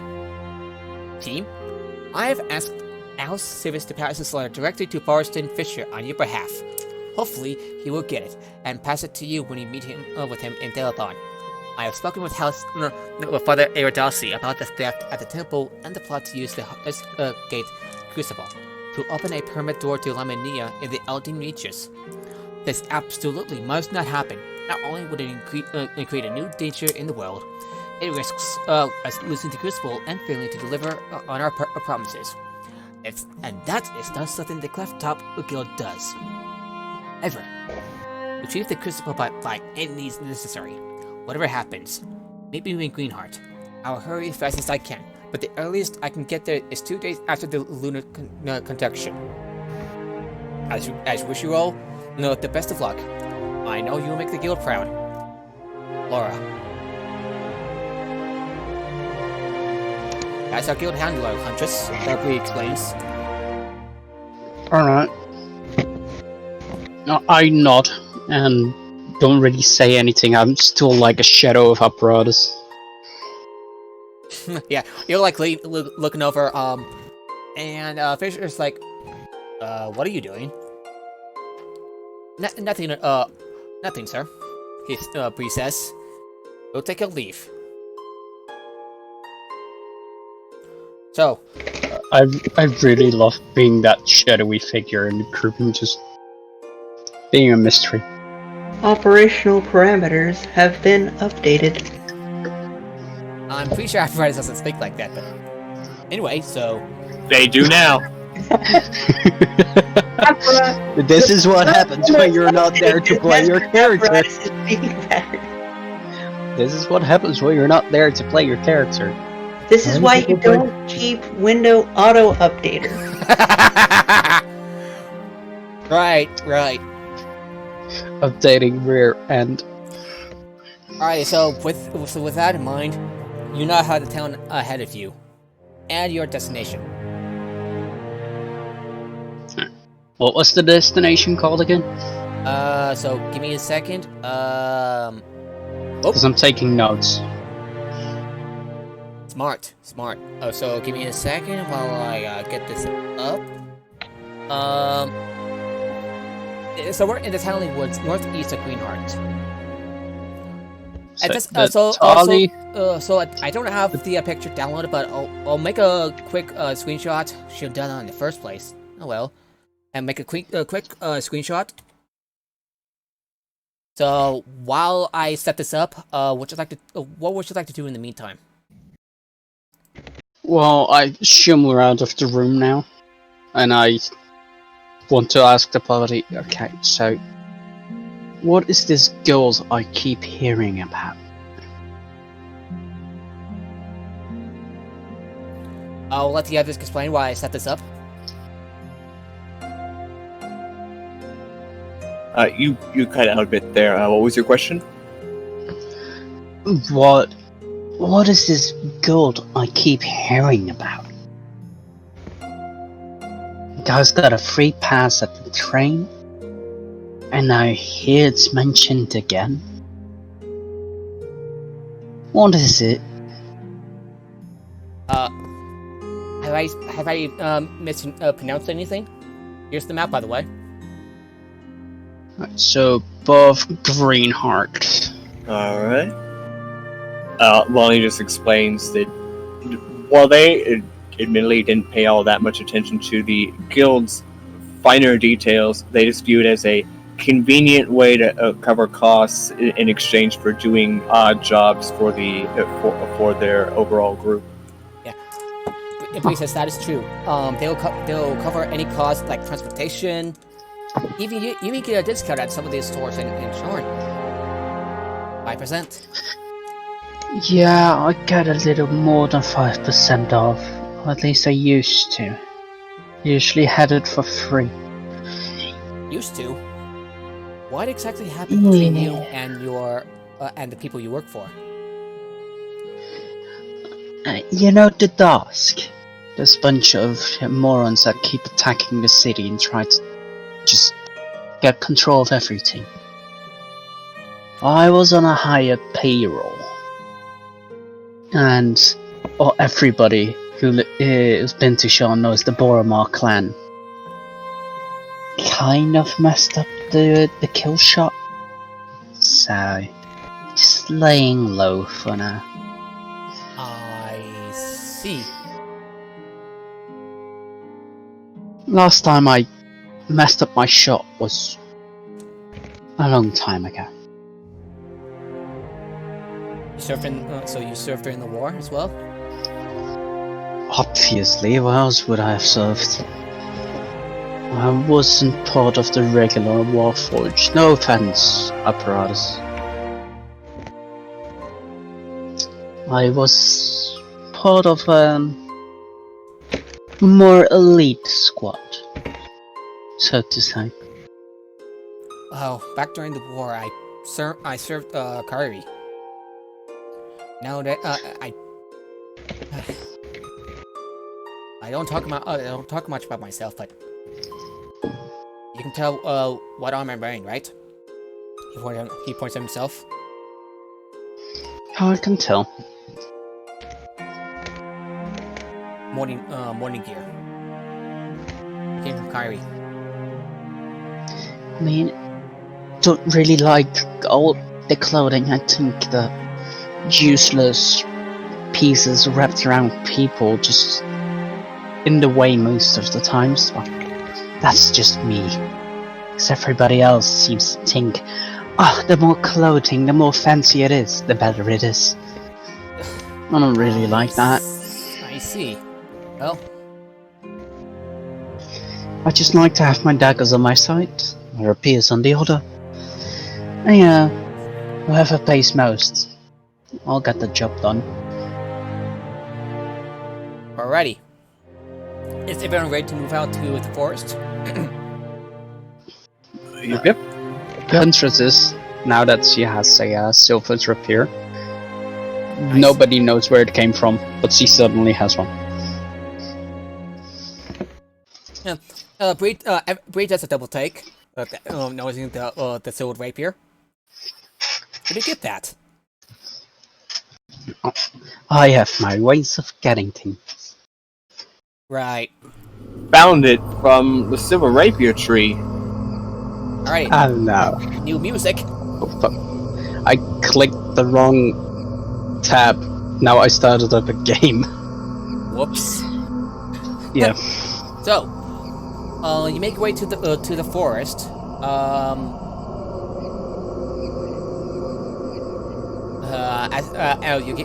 You take the quiet road toward the Townley Wood. The day progressing, you begin to sense you might not be the only people on the road, but aside from you and the group, you don't see any others around. I would like everyone to either make a either a intelligence nature check or a wisdom survival check. Intelligence nature check? Or a wisdom survival check, whichever is higher for you. I got 19 on survival. You notice occasional motes of ash and dust drifting lazily across the road. Natural 20. Yeah, you notice the occasional motes of ash and dust drifting lazily across the road under faint breeze. Apparatus has no understanding of what's going on and rolled a natural one. I rolled a natural 20, apparatus and natural 1. That's perfect. Just an 18 on nature. Righty. Do you investigate this strange... Fire has a 19 on... Yeah, not 19. 25 on survival. Yeah, you don't see ash on the road, like drifting in the air. Do you investigate?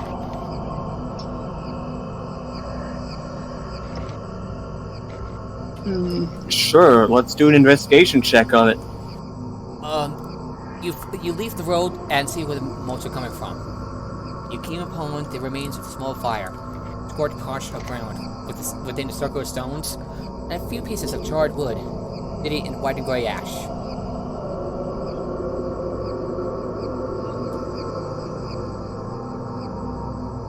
Okay. What do you do? Let's get some more context and see if we can see a path. You take a look around. You feel the ashes. They're cold, but they haven't been blown away yet. All right. Let's follow them.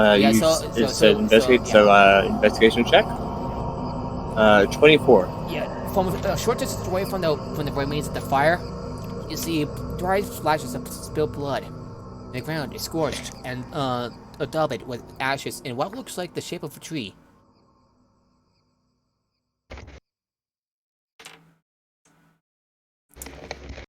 These are unmistakable signs of ashbound druids. We're ashbound druids. I've heard of those before. Yeah, the ones that don't like me, which is fine, I guess.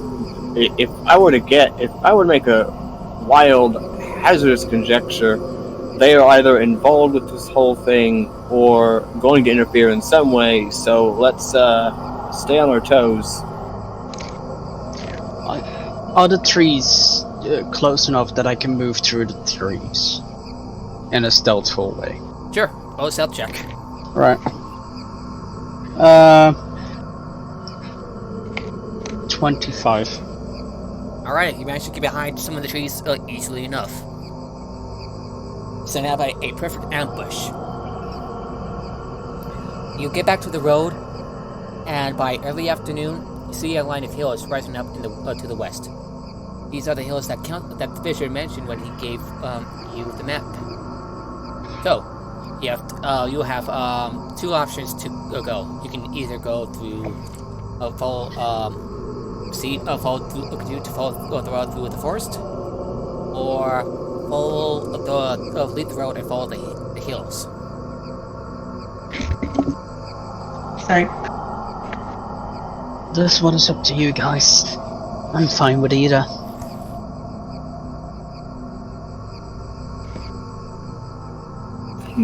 Which do we suspect would be the more direct route? Would that be a survival check? Yeah. I could make that check from the trees.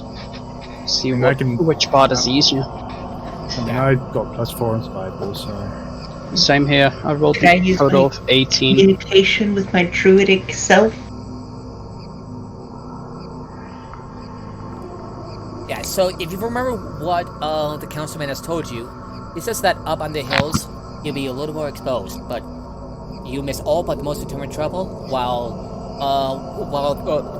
continuing to follow the road will expect you probably a little bit of trouble, but it won't leave you exposed to anything else. Right, so I rolled an 18, which part seems easier for the first part?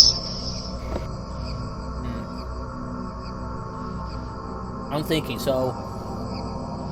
Either route seems to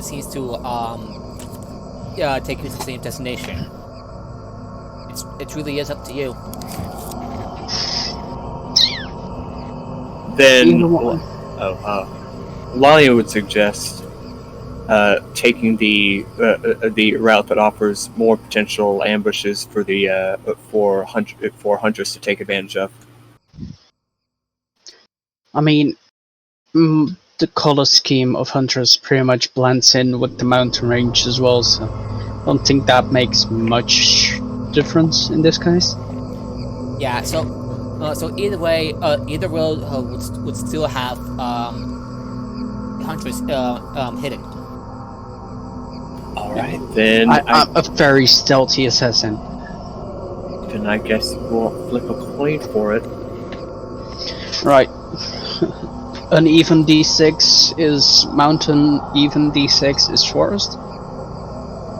So odd road, even hilltop.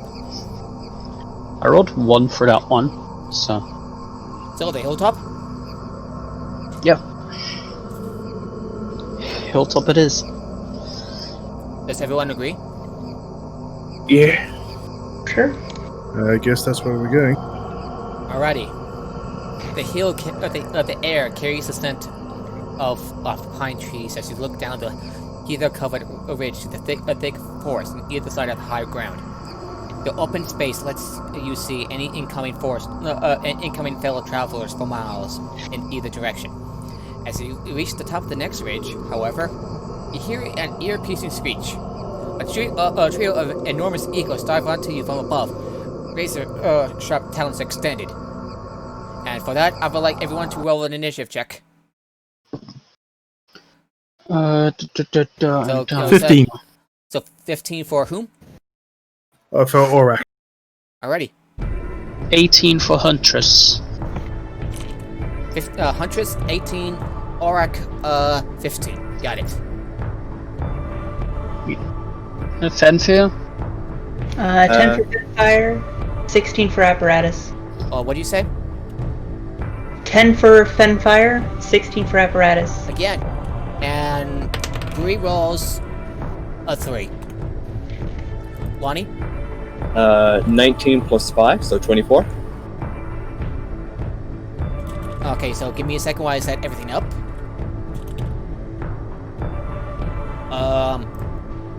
Each of the eagles will roll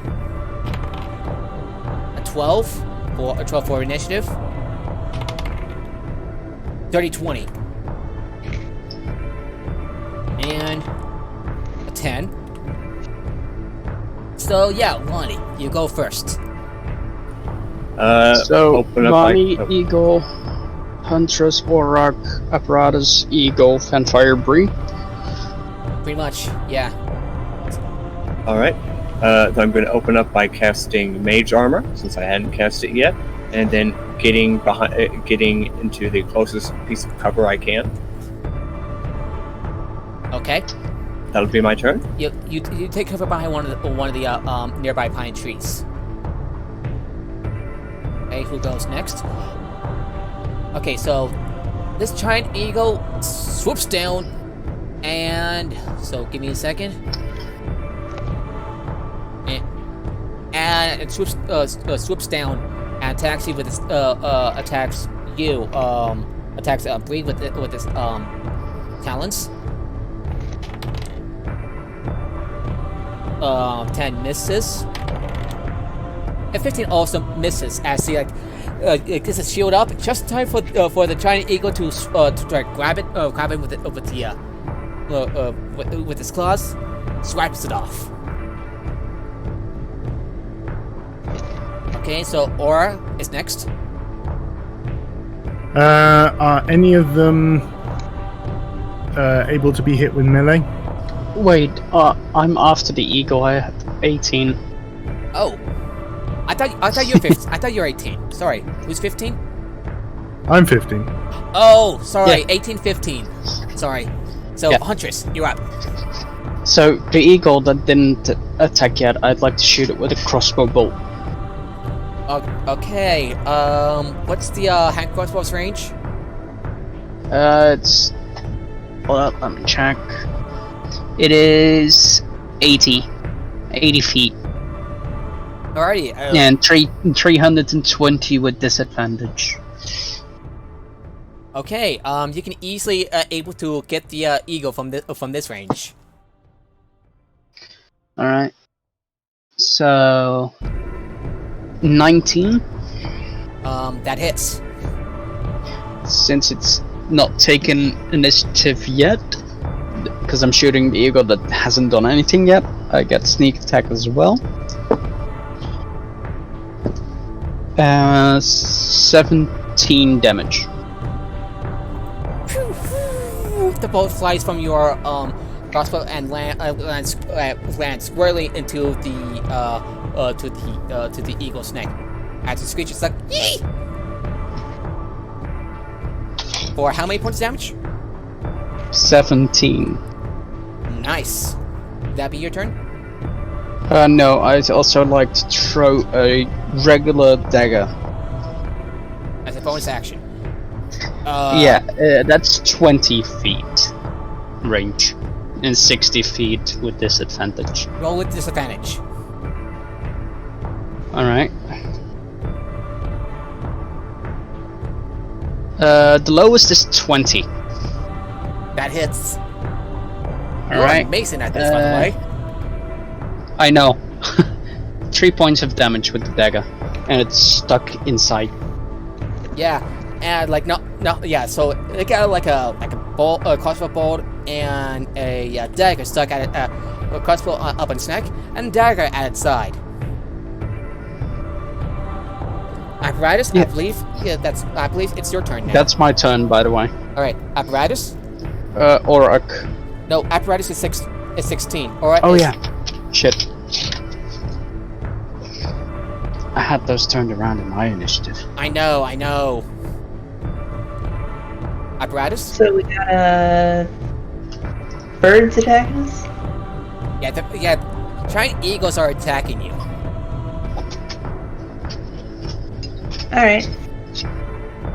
Then I'd like to draw. Apparatus will draw his crossbow Yeah, and fire up at. Yeah, apparatus. Yeah, there. Just to let you know, the THEIR they go by they there. Oh yeah. So you're gonna use your their wand. They're gonna use their wand of the War Mage, and do what? But no, they're firing their crossbow. They don't have a crossbow. What? They have like firebolt. Firebolt is their ranged.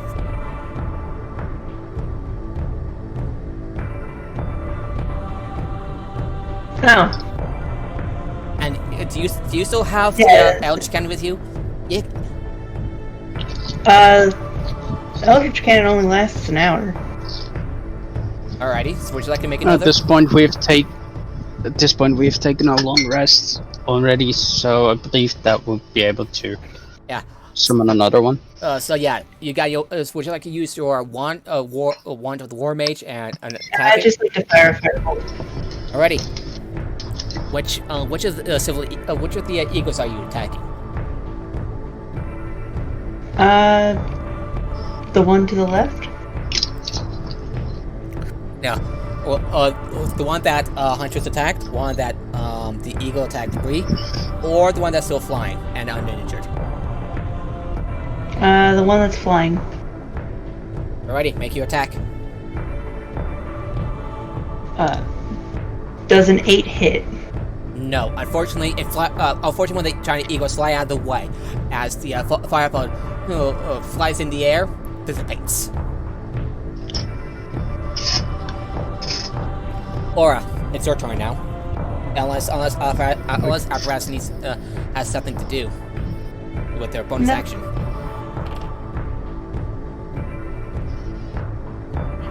Okay. Are any of the eagles near the ground in reach for me to melee them?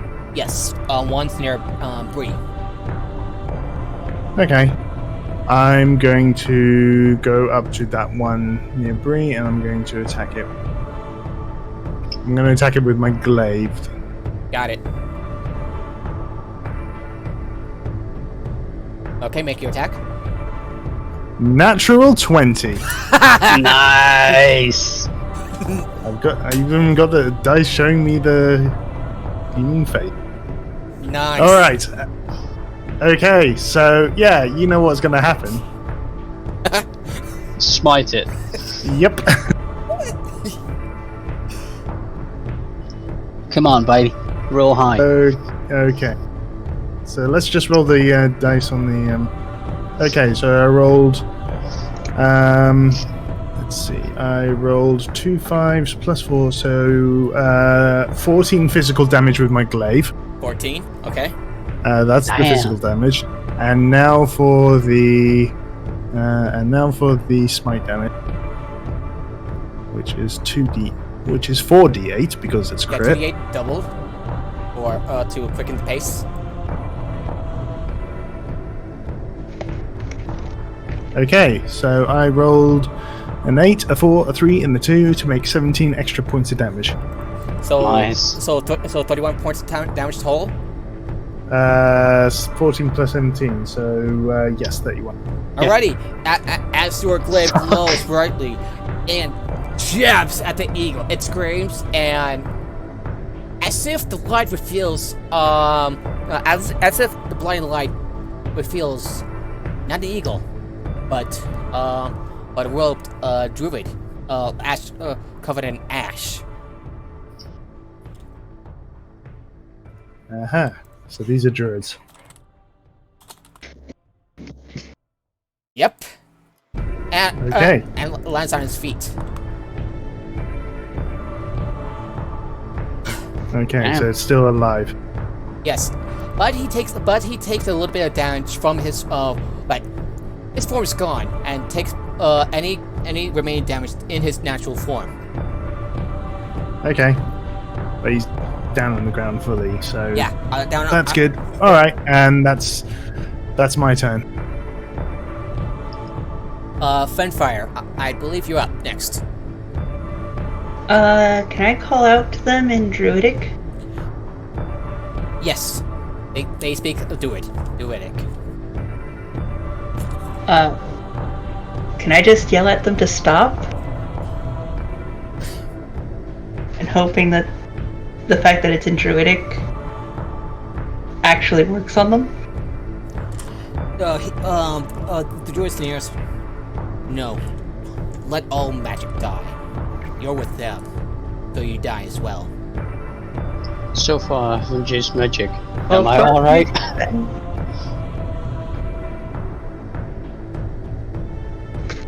I'm going to use a wild shape to summon my wildfire spirit, Enya. Kinda wish I had a bird in the room so I can bring my mic up to his face and he'll meow. But anyway, so Yeah, I don't know where my cat is. a fire cat has appeared, Pokemon style. Yep, somewhere where its summoning explosion doesn't hurt any teammates. Alrighty, meow. It calls out. What do you do now? And I use my bonus action to direct it to use a fire seed on one of the birds still in there. Yeah. Then you have to spit its fire seeds up at that one. Alrighty, he'll make his attack roll. Yep. As soon as I fucking find it. I like to hide all this shit, all the other random places.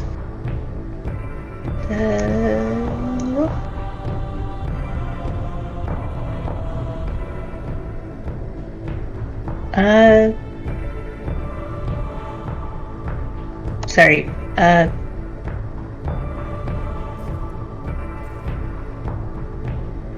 Does a 23 hit? Yes, who are you hitting? One of the The eagles? one up there. Yeah, yeah. One of the eagles.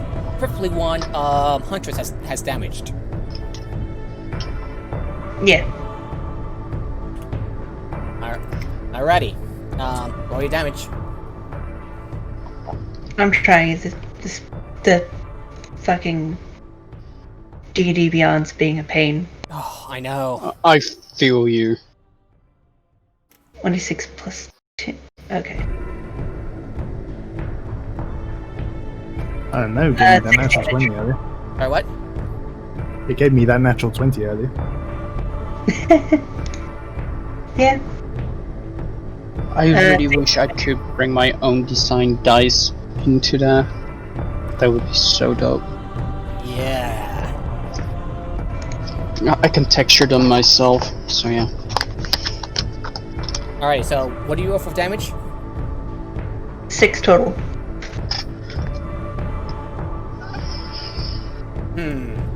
The fire seems to like burn out the feathers and the form, revealing yet again another Ashbound druid who is still mid-air. Yeah, who's still mid-air? It's like, oh, and she says, she's quite like, oh shit, and falls to the ground. And I gotta take a look how much she's like about 20-30 feet up. If she falls by me, I'd like to take another stab at them. Yeah, and she takes about 9 points of damage. Oof, crack. You kind of hear the crack in her knees. Ah! And yes, she and tumbles and falls towards you, Huntress. Right, as she gets into range again, I'd like to take an opportunity of attack and just swipe my dagger of venom through their face. Alright, make an attack. Fuck, that's cocked. I'll just roll with D&D Beyond because it's easy. They instantly tell me what I do. Natural 20. Nice. Jesus. No joke. My real life dice gets cocked. I roll with D&D Beyond, it's a natural 20. Right, so that's 10 points of damage and 15 DC save. Constitution. Nope, they didn't make it. Alright, that's 2d10. It's not letting me roll that one in special, so I have to roll that one. That's 9, 7, that's... do I double that as well, since it's a crit? Yes.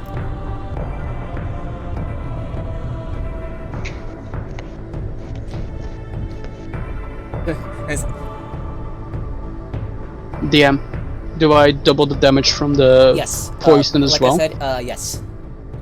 Right, then it's 32 points of poison damage.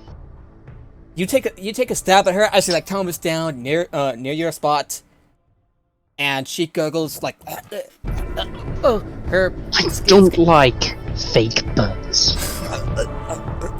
And chokes to death. Yeah. Alright. Nice! It worked! Finally! About damn fucking time! Yeah. So another giant eagle flies down and takes a swipe at you, Aura. Alright. Does a 23, 24 hit? Oh yeah, definitely. Not only that, but the giant eagle grabs you. As you take,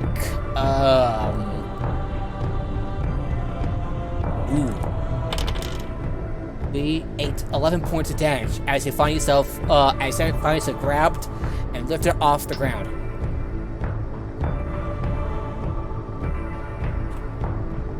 The sudden impact, wham! As like a sudden eagle just like pick you up off the ground and flies up. Okay. And that ends their turn. And that ends its turn. Alrighty, who's next? Bree is up. He sighs and tries to attack with the sword at the giant eagle. And that hits for 14 points of damage. Swipes at the leg, which at one of the wings, causing the bird to the giant eagle to like flap, like stumble, as it carries you up, and that ends his turn. And I believe Lonnie is up again. Yep. Okay. I'm going to attempt to firebolt the one trying to lift up Aura. Good luck, you need it. Okay, that's a 25. That hits.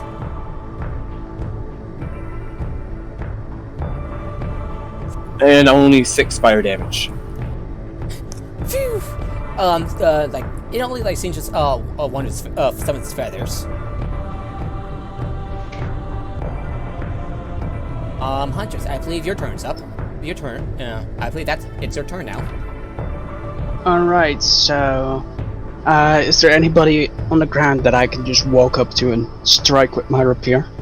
That Ashbound Druid, yes. Alright, I'll walk up to it, and... Can I be flanking somebody? No, because, Aura has been lifted off the ground. But I believe, Bree is close enough, so that would count. Alright, because then I'd like to go for an advantage roll with my rapier. Alrighty.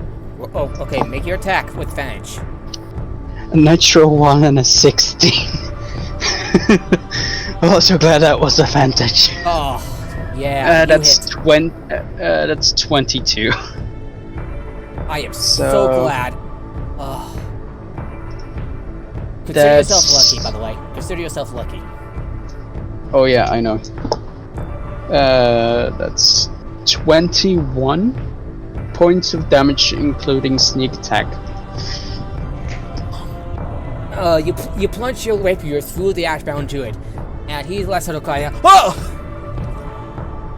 And with my Phantom of Dagger still in my other hand, I take another swipe. Okay, roll your attack. Let's That's end. 17. Hits. 18.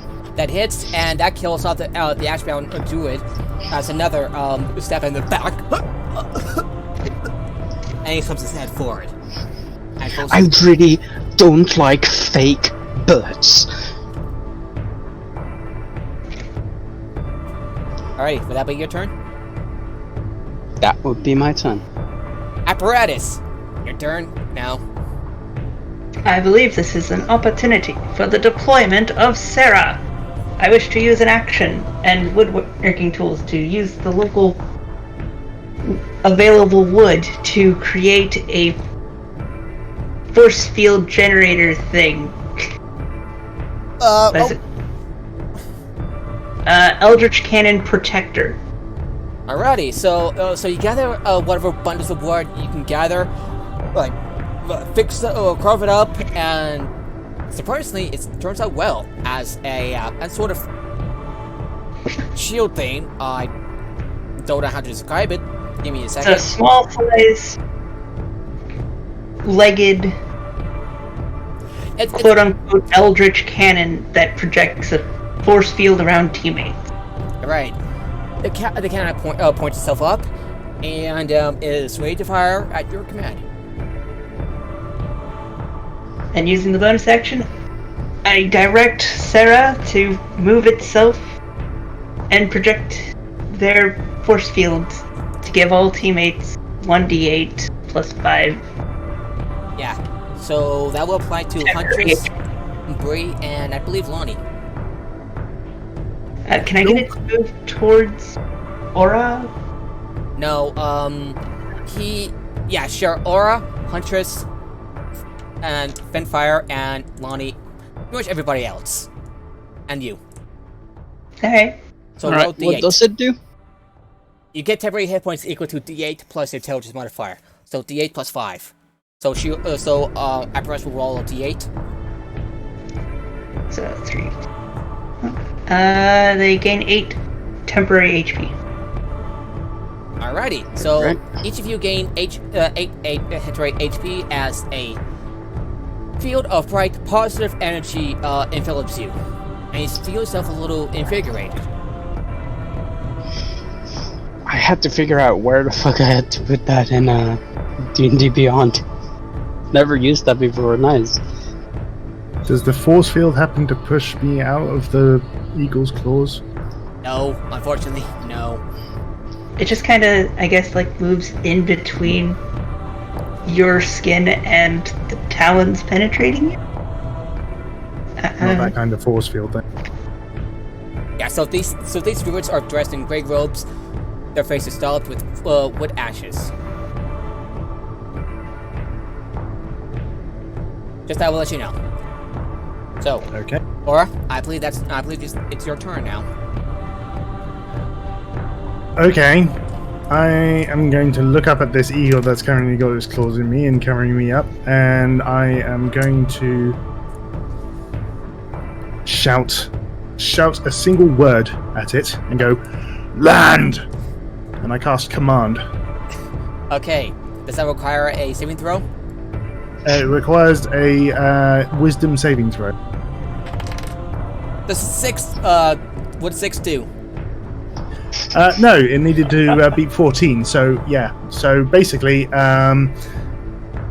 it has to follow the command on its next turn. So basically, I tell him to land. Okay. And would you do anything else? No, that's pretty much it. Okay. Fanfire, I believe you're up next. Alright.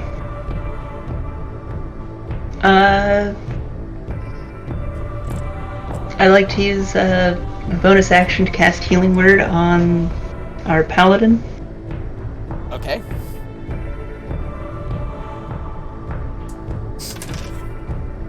Alright, well, a d4 plus your wisdom modifier, I believe. Total 7. Alright. You're back up to mostly full good health, Aura, as the wounds cost How much did it heal? 7. I believe. 7. Okay, so I've only got 4 wounds. Okay, so you have 37 hit points. Yep. What else would you like to do, Finfire? You got your move and you move. You got your action and you move. Uh. Nope.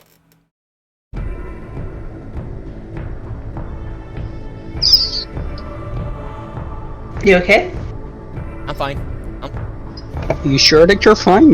That sounded a little panicked. Alright, Fen, what would you like to do? You have your action and you move. Yeah. Is there anything I can hit with firebolts without hitting teammate?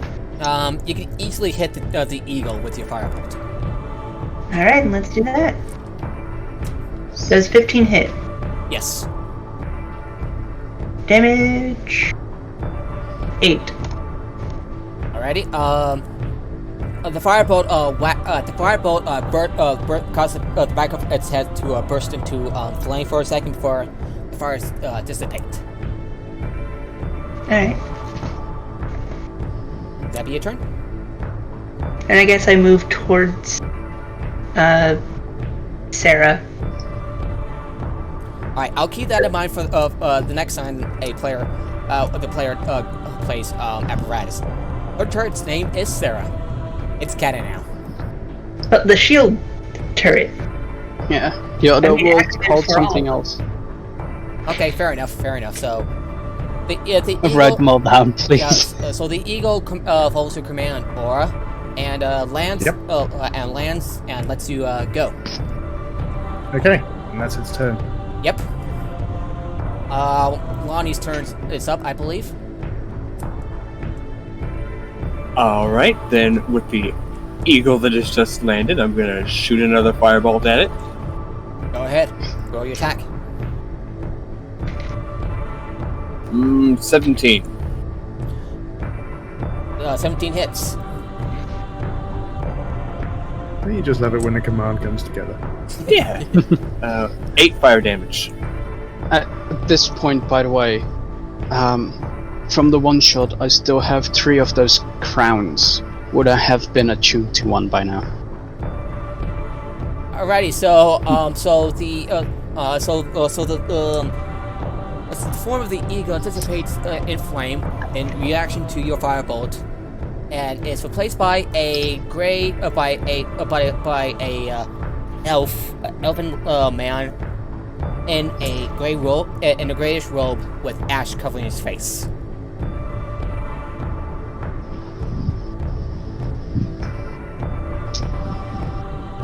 Would that be your turn?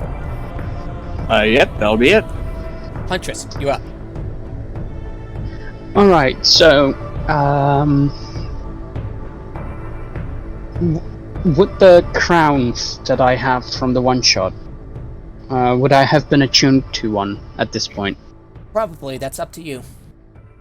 Then I think Huntress would already have been attuned to one. Okay, so... wearing it underneath her cloak.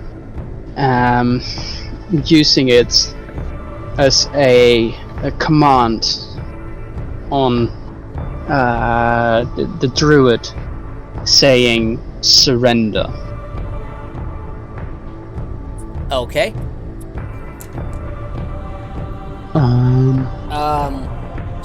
They have to be in 20 feet. They have to be humanoid.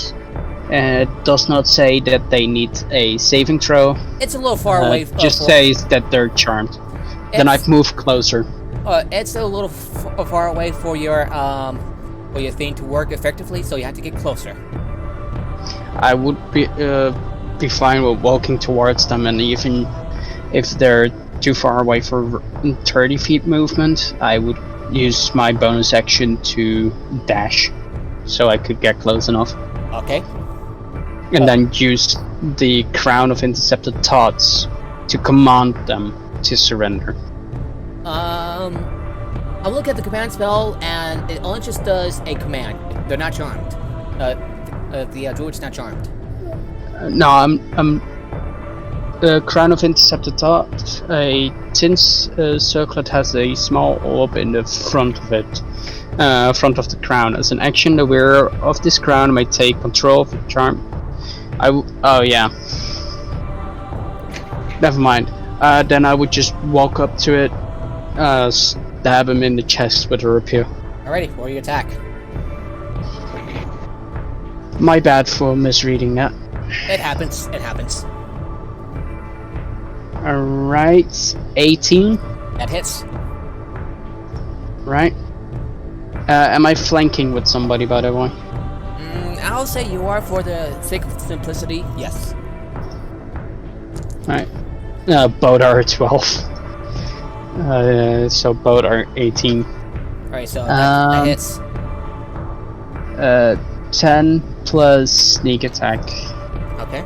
is 12 points, double ones. 12 points soul. Yeah. And then if I can make another attack, or if he's dead already. He's not dead. He's not And dead then- at you chap him with the rapier. And he goes, "Huh!" Ah!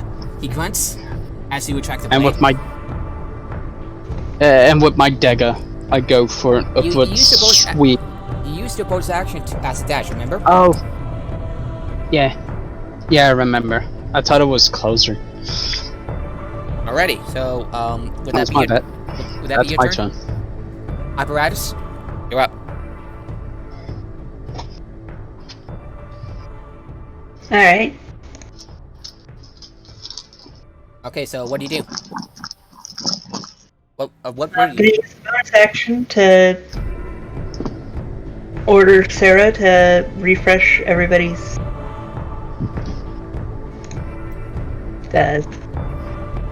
Temporary hit points?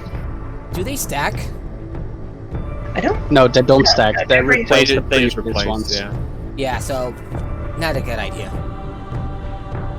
Yeah. It can't do anything else. Then just sit there. You take an action as apparatus. Like, I guess maybe it could, like, move next to something to try to Sit trick on top of flanks. it. Make him sit on top of it. I believe that thing is very fucking heavy.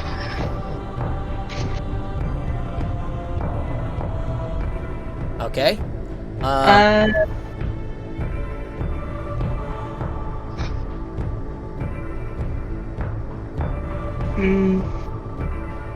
You have your action. You still have all your actions. Move, bonus, action. Yeah. I'm sorry, where are the enemies? There's only one left, and the druid is just like landed nearby with the Orc standing next to him. Alright.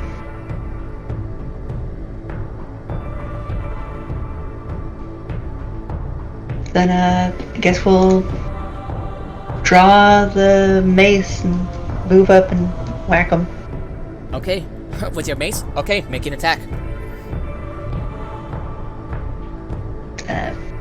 The mace isn't equipped, apparently. Yeah, the There we mace go. is equipped. 17. That hits. 8 damage. What damage? 8. Whack! You swung your mace at the side of the druid's face, and your druid, the other druid, and you hear a bit of an audible crack in his jaw. And you see like his jaw hanging a little bit as he lost a couple of his teeth. You know, every time I look at the spell list, I'm tempted to catapult my cannon at something. Oh, please do it! And scream yeet while you do it. Yeah, but it's like, because I named the cannon, I don't want to. Don't shoot worry, the it can be replaced. I know. Don't worry, it'll be fine. Just throw it. Or the gnome. The gnome's too heavy for catapult. Just saying. Ah, okay. Oh yeah, on my... do I know where the egoist with that had the dagger in it? Yes. Right. After the fight, I'm gonna retrieve that dagger. Alrighty, so, apparatus, what would you like to do? Is that all you can do? Yeah, pretty much. Aura, your turn. Oh, it's her turn now. Okay. We don't need any information from this druid, do we? Nope. Not really. Nope. No. Okay. Now I bring out my glaive, swinging it around, and give it a good slashing. Advantage because I'm flanking. Okay, I'm good with that. Alright, roll with advantage. Oh, I rolled off the 20. Natural 20 or 30? No. It rolled off a 20 on the screen. Yeah. But I did get a. Just see. I got 17. That hits. Cool. Okay, I rolled a 2 on the damage, but I'm going to re-roll that.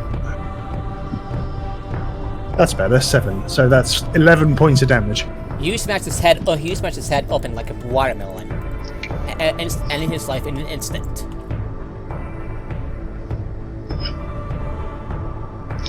Well, Nobody that. picks up an orc.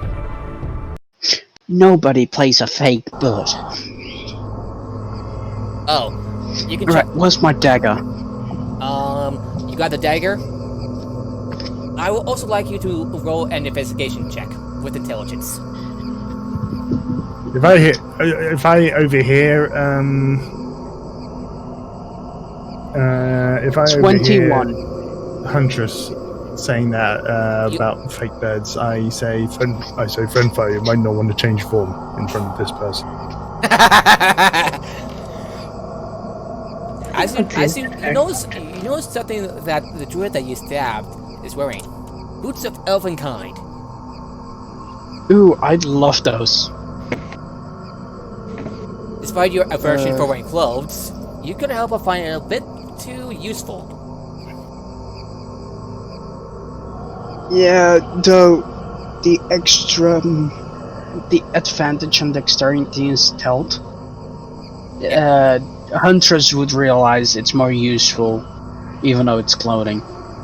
Yeah. You take the elven kind with you? Yes. And I take them for myself. You put it in your bag, and you rejoin with the others?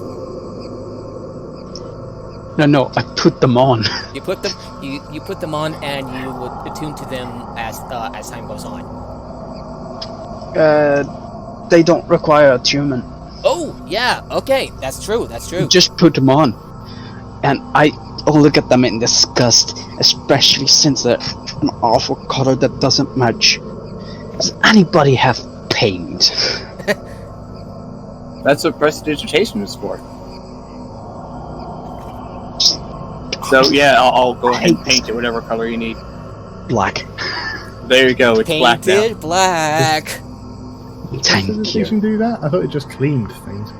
Prestidigitation can do coloring, fire, music, odors. Oh, perfect. This looks better. I don't like shoes. They're useful though. Do I find anything else with a 21 investigation? Yeah, No. It does actually say you make a color, a small macro symbol appear on an object or a surface for 1 hour. Oh, boo. Well, I guess I'll just continue to do that till we get some paint. Once an hour, repaint. That's gonna be funny as hell. Continuous a cantrip. Yeah. And at one point, you accidentally change it pink. It At that point, the whole hour that he makes it pink, I'm annoying him in his head with message. Because I know that cantrip. Alrighty. I just keep bugging him about clothing in his head, but nobody else can hear it. As long as my Off we boots go. are pink. Right. You find yourself above a mist on a hilltop, and below you can only able to see the very tops of the trees poking up through the mist in the forests. You walk a short distance along the ridge before the path returns to the forest floor. My brother's coming in. Here. So, and by mid-morning, you see the sun is finally burning off the mists, and you can safely get on the way. Takes you the rest of the day through the forest is uneventful, without incident, thankfully. And Is it alright if I be right back? Because I really got the pee. okay, so anyone want to do some role Alright, playing I'll be in the right meantime? back.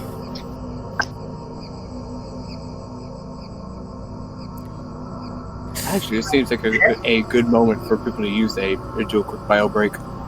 Yeah, If one person's doing so, may as well. yeah. This will be the first time I've ever done a break. So give me a second to set it up. So we'll be back shortly. Okay. Alright. Okay.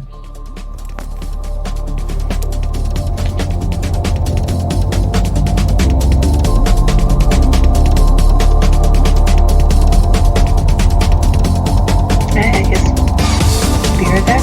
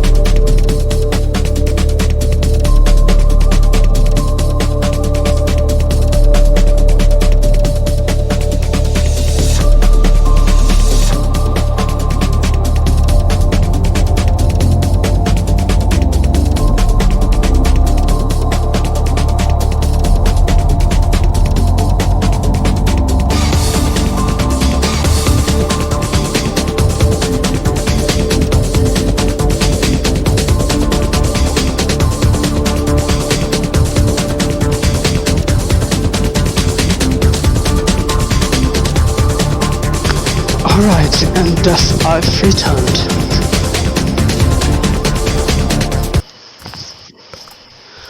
I'm not sure if everybody's back. Is everybody on? I'm here.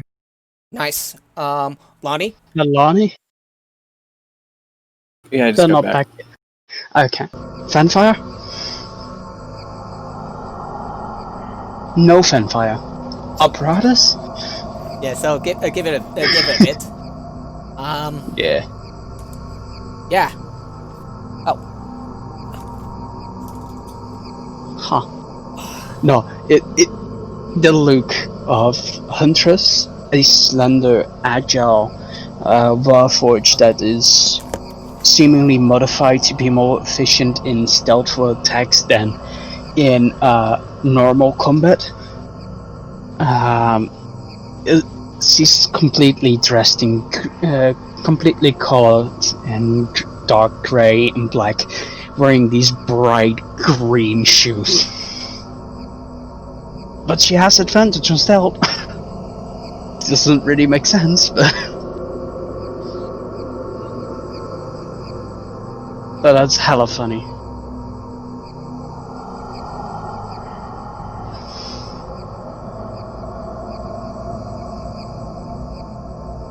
Why the hell would I? Okay, YouTube is being weird.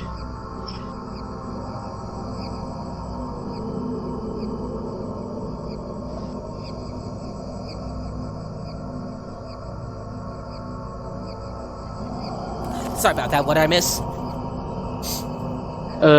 Just my YouTube being weird. Right. So anyway, so is everyone ready? Fanfare, are you back yet? Don't think they're back yet. Yeah. Oh God! I thought I didn't. My voice didn't catch. So.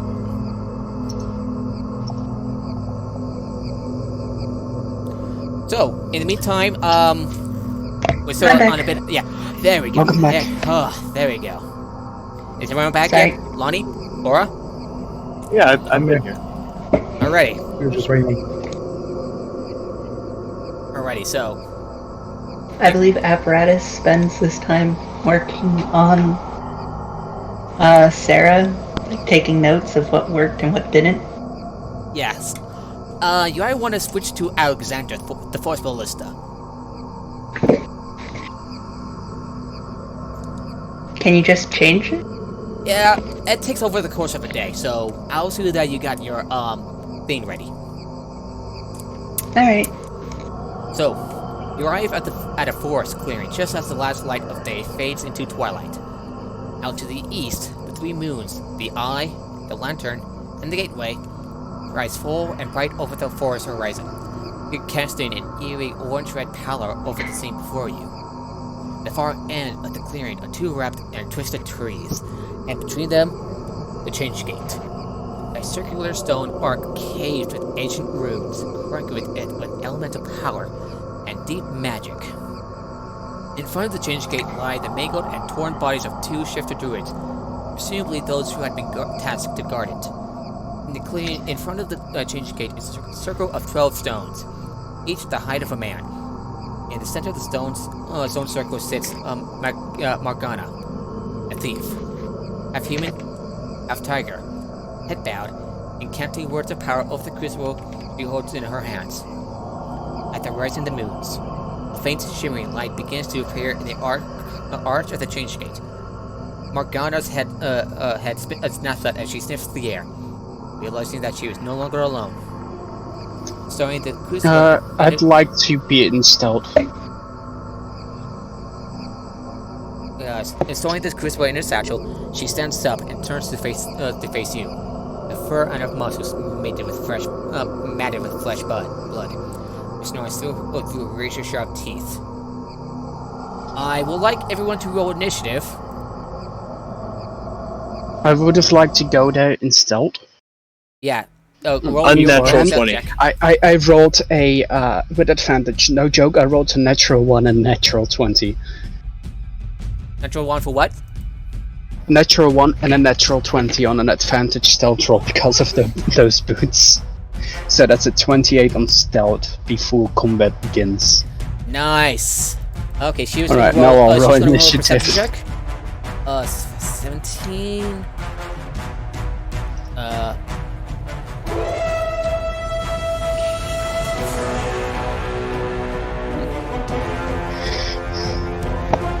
Quite the perception bonus.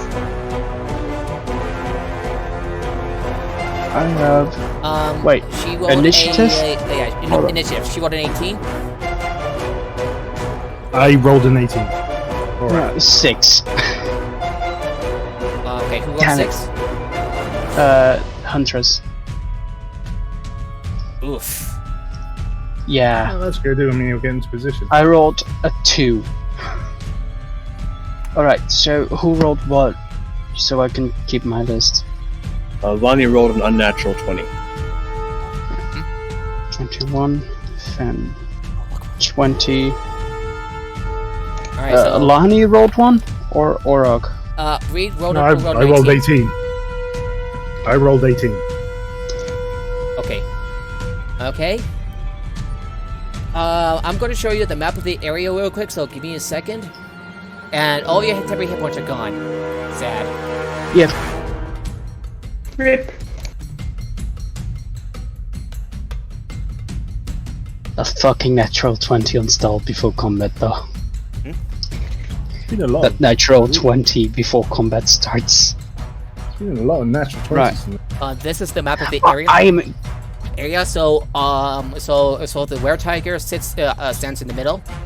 It's surrounded by 12 tall stones. Alright, where are we located? And yes, you're located from the across from the charge gate. All right. And she rolls a 12. Right. And the music sounds Damn like it, she's still before me. okay, so she doesn't see you. She's not aware you're here, but she sees the 5 of you. Alright, so who goes first? What did Bree roll? 19. Alright. So Finfire goes Then first. it's Fen. Finfire, Lonnie, Bree, Aura, Apparatus, the Red Tiger, Alright. Tigress, and then Huntress.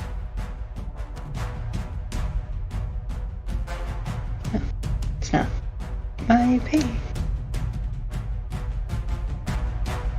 I'd like to move up and use my breath weapon. Alrighty, does that require anything? Like, does that require me to roll, or... It requires a DC 13 dex save. 7 doesn't make it. Alright. Full That's 8 damage. 8 damage. As you breathe, as you breathe the let out a burst of fire from your mouth, enveloping her briefly in fire before she swipes it off. Right, give me a second. My brother's dog needs to get out.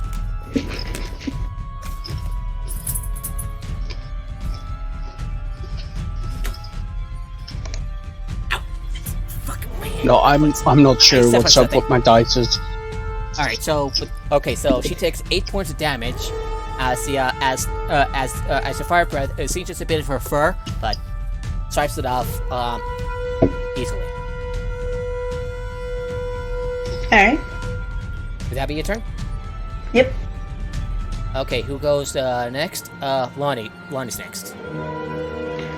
All right. Do that thing.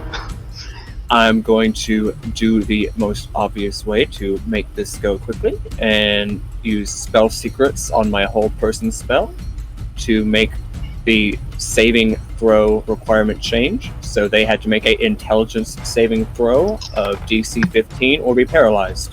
Yeah, I don't think she made it. She's paralyzed. She's paralyzed. She rolled a 12. Have fun, guys. Yeah, she's paralyzed. That's like all the muscles in her body just like went stiff. Are we reaching next dawn, by the way? Yeah, it's reaching next on. So yeah, your phantom dagger will do the trick. All right, great. Assuming there's still a villain left. Yeah, assuming that you guys leave something for me. Oh, what you guys do? It's gotta be fun.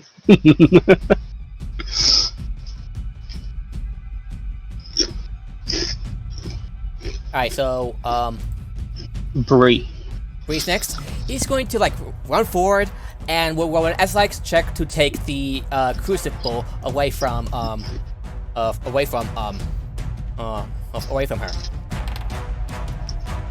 Okay, 6.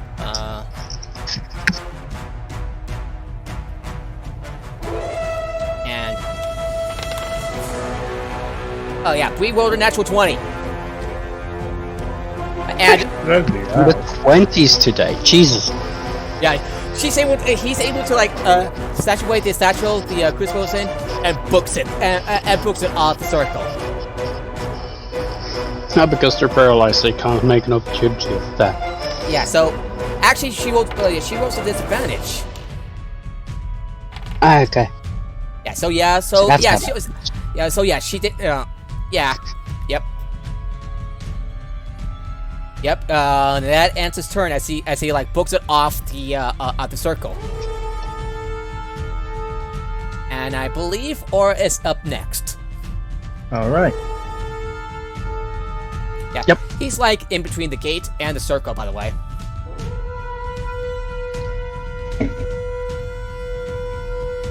I guess I'm going to go up to this thing and this paralyzed thing and whack it with my greatsword.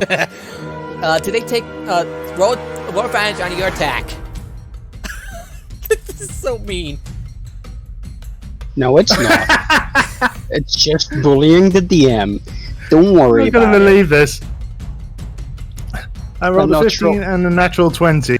Again, this is how many rounds, how many turns in a row? I know, I don't get it. We're just fucking this lady up. Alright, throw a yeah. third level smite in there as well. Yeah, well, I mean, I only have first level spells, but I This mean, is I've why got one villains spell tend left. to have minions. Yeah. And we That already way killed the them all, so. Overpowered wizard doesn't go, oh hey, it's incapable of doing anything ever again. Fighters and barbarians and all of you fellows that like to hit things really, really, really hard. You guys go in and hit it really, really hard with advantage while it does nothing against you. Yeah, this is perfect as well, because now I get to roll with advantage if I get a turn. Which is With a sweet. poison dagger. All right, so Orc. How many? Alright, so that's 4d6 plus 4 on my physical attack, which I've got 2 2s on there, which I'm going to re-roll. Okay, that is mean. That is mean. That is. Oh bloody hell! There were Be glad I can't there were do that 2s on again. sneak attack. Oh. Okay, so that is 15 points of physical damage. Okay, Because 15. annoyingly those two 2s rolled 2 2s again. Would you like to And then, oh yeah, I'm doing the smiting. It doesn't happen to be a fiend or an undead, does it? No, just a rare creature. That's a shame. It is. It really is. So at least is gonna get a turn before me, so I don't have automatic crit. Right. So, how much did you roll total? So, Just checking. 1 second. Ooh, this is going to be interesting. That is 22. total. So 22 plus 15. 36. No, that's 22 on the smite damage. So plus the 15, 30. that is 37 points of damage. what exactly? Your silver greatsword? Your greatsword like Yeah, it was a great sword. your greatsword like shines as it like leaving behind a devastating slash on the were tigress, and she like if she were able to move her jaw like that. Just leaving out a growl slightly, opening her mouth for a loud Yeah. something like that. Yeah. Oh, I love making those noises, sorry. Except that it can't really move its mouth. Apparatus, your turn. Does it auto fail dex saves? Well, it's like this. Let me check.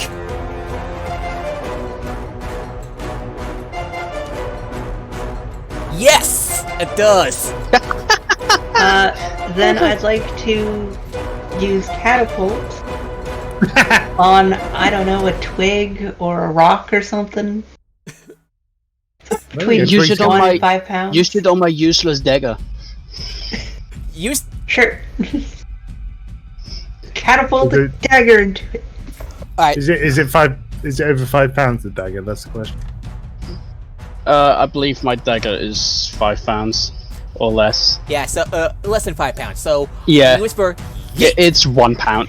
So you whisper. Yep, I yeet. And I D&D yeet a Beyond button. says I rolled an 8, a 7, and an 8 for 23 total. Does he get an extra +4 because it's a dagger? Extra plus 4 D4. Yeah, I'm gonna count that. Damn. Alright. Extra D4. That's a 4. Fucking hell. 27 points of damage. How creative! And let's square it in our chest. Science yeet. The scientific war for Jeet. That's a Warforged wombo combo. Yeah. Ouch. Okay, who is up next? Does she have hit points left? She is. She's looking a little rough. Can Margarina, can she do anything about paralyzed? Well, I think at the end of a turn she can roll the save again, right? Yeah. Yeah. Alrighty. But that's at the end of the turn, so that means that she can't do anything. Yeah, she can't do anything, so does she rolls a 12, 13, I think? No. Right. So it's finally Hunter's her turn. So she runs up, stabs her with the dagger. With the random dagger. Oh, yeah. Oh, I'm liking this already. Roll with advantage. Okay. First one is a 17, the other one is a 9. So no crit this time because he went before me. I don't get the automatic crit from assassin. Right. So 24. That hits. Alright, and that's 7, and I have advantage. So, it's 15 points of damage from just the Dagger of Venom, make a 15 DC Constitution Unfortunately, save. she makes it. Alright, so that doesn't work. So for my second attack, I go with the Silvered Dagger. Oh no, my Silvered Rapier, and stab it. Okay, make another attack. 15 plus... Also with advantage? Yes. Alright. Just a d8. Yeah, I know. Does a 17 hit? Yes. Alright, just a d8. 6. Okay, so 21 points of damage. You jab both your dagger and the rapier at her. Despite her being paralyzed with being able to move a muscle, she managed to resist whatever poison this event has.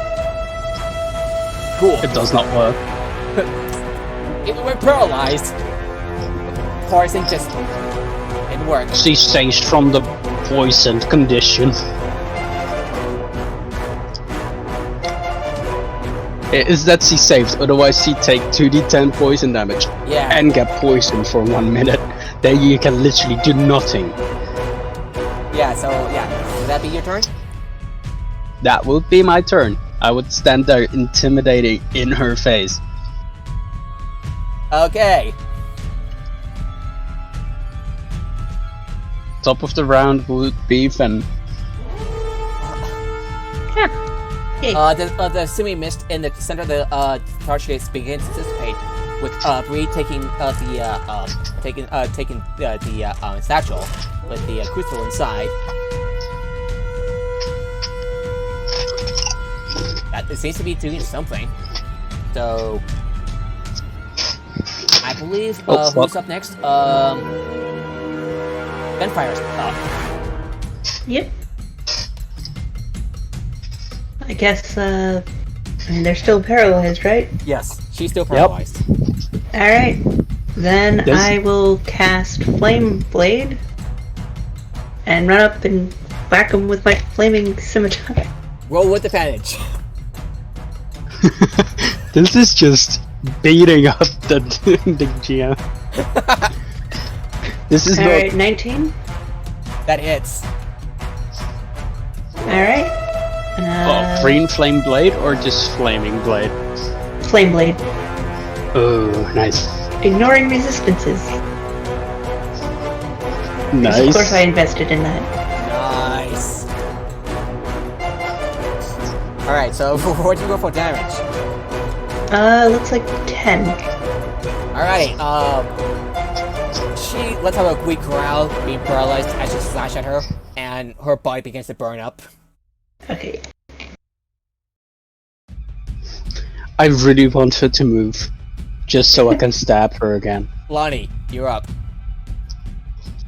Alright, I continue to concentrate on whole person, and then I cast Scorching Ray at them. Roll your attacks for each. Alright. That's a 19. That hits. They're not. Are they prone when they're paralyzed, or are they? No, they're still standing still. They are not prone. They're like a statue, but then a flash. Did an 18 and. Let's see. 2 hits and a miss. I somehow missed, even though they were paralyzed once. Oh well. Yeah. Despite her being paralyzed, she manages like slightly move out of the way of one of the Hunter slightly steps in the way, scaring him off. She farted out of the way. A fart on a scorching ray would have a different reaction. Sorry. That'll be a total of 16 fire damage. Oh wait. 16 fire Any damage. attack that hits you is a critical if the attack is within 5 feet. What? The fuck? Wait, what? Paralyzed condition. Any attack that hits you is a critical hit if the attacker's within 5 feet. Oh, then I would have critted on all my rolls.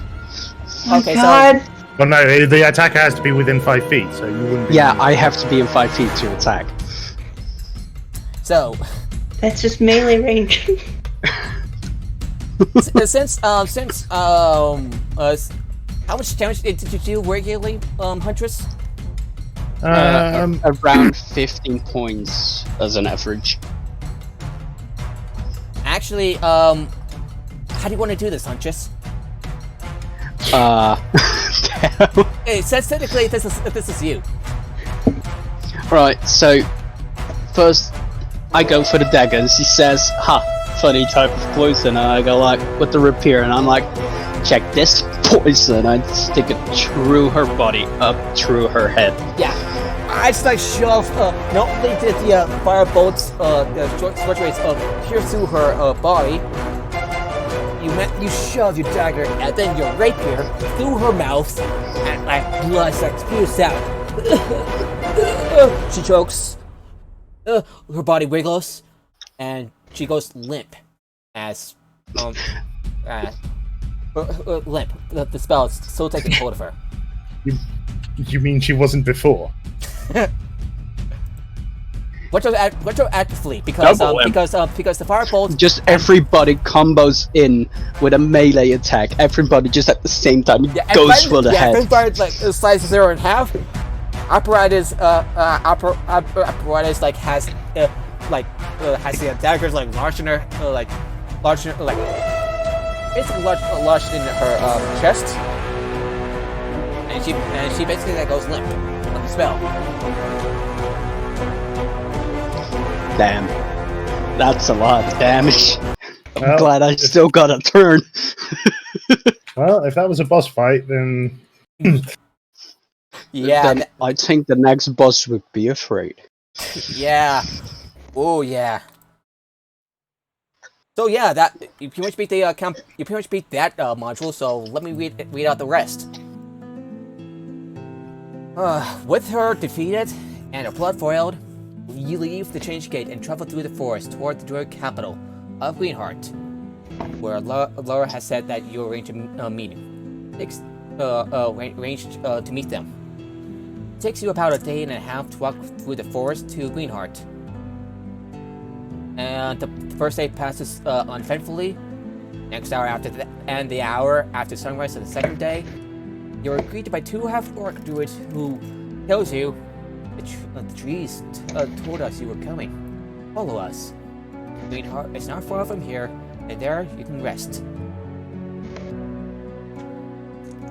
You arrived in Greenheart at noon, and you find a central clearing around which tower a number of enormous trees. Their trunks and high branches gradually shaped into walkways, platforms, and, well, homes for the druid community and other residents who live here.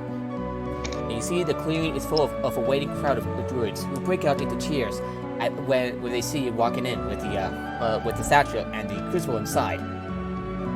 Ahead of the crowd is Laura, who sees you grinning who sees you with a warm grin on her face. I knew you'd come through. Well done, all of you. You've done the guild proud. And she looks at Huntress. Don't think I ever see you before. I'm Laura. No, you haven't. No, you haven't, but I've been here before. Still, We're here the whole time. I'm always there, yeah, watching. And I want to slightly intimidate them, making them scared of me that I'm always watching. Get used to it by now, so they didn't react. If I would have to roll for it, it would be an 18. So. Nope, didn't work. Oh, by the way, I've been talking with some of the gatekeepers here because well, I have something for you. Something's going on in Sharn. Lord of Blades is involved in something a bit shady. I've talked with some of the gatekeepers here, and while I have another group, you probably heard of Cole, Celeste. They're out there in the Shadow Marches. They told me that they have a gatekeeper tribe in the Shadow Marches, which brought some relief. Yeah, I'll have to ask you to come to return to Sharn as soon as you can, and that means she looks at you, Huntress, if you're willing, if you're up for it. Something about Steel Elysium, something's weird going on.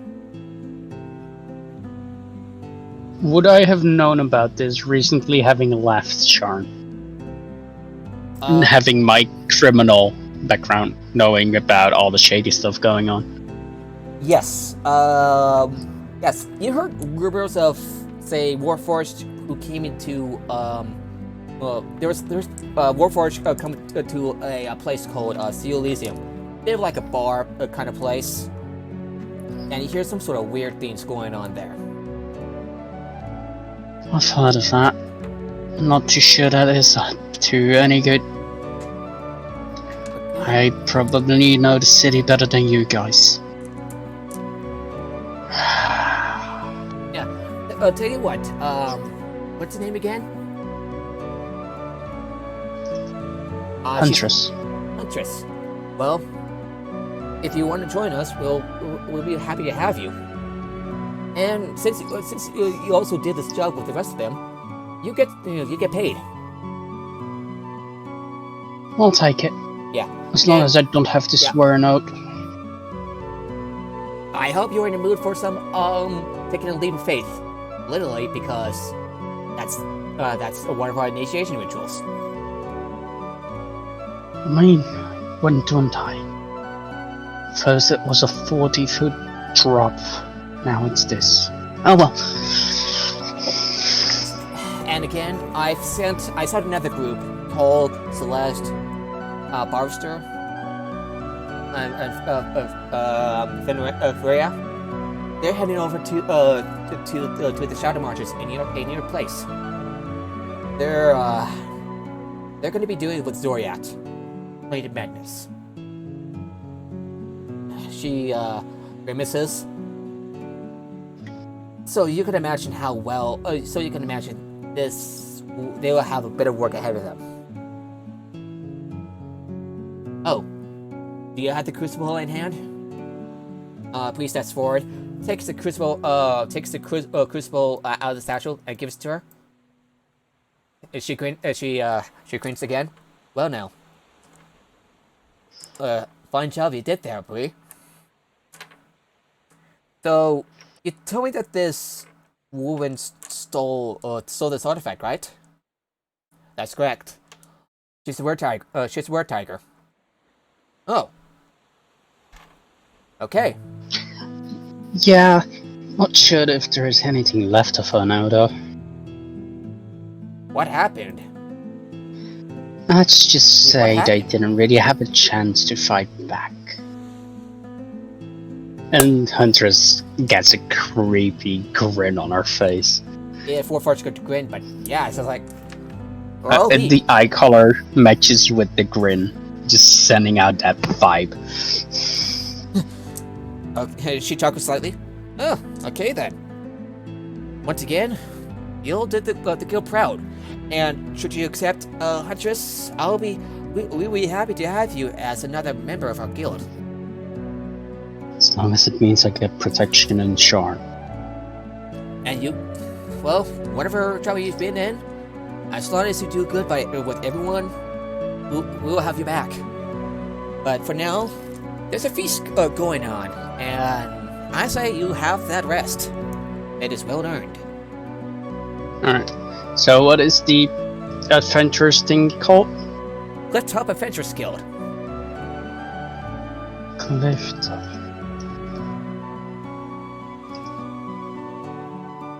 Alright. Save that as organizations that I'm allied with. Yeah. She lets out her hand. Good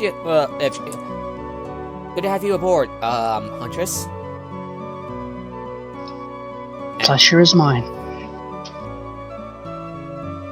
And with that, Shorna waits, and that brings this session, this module to a close. For that, you gain each of you will get about 400 gold pieces. Jesus. Yeah.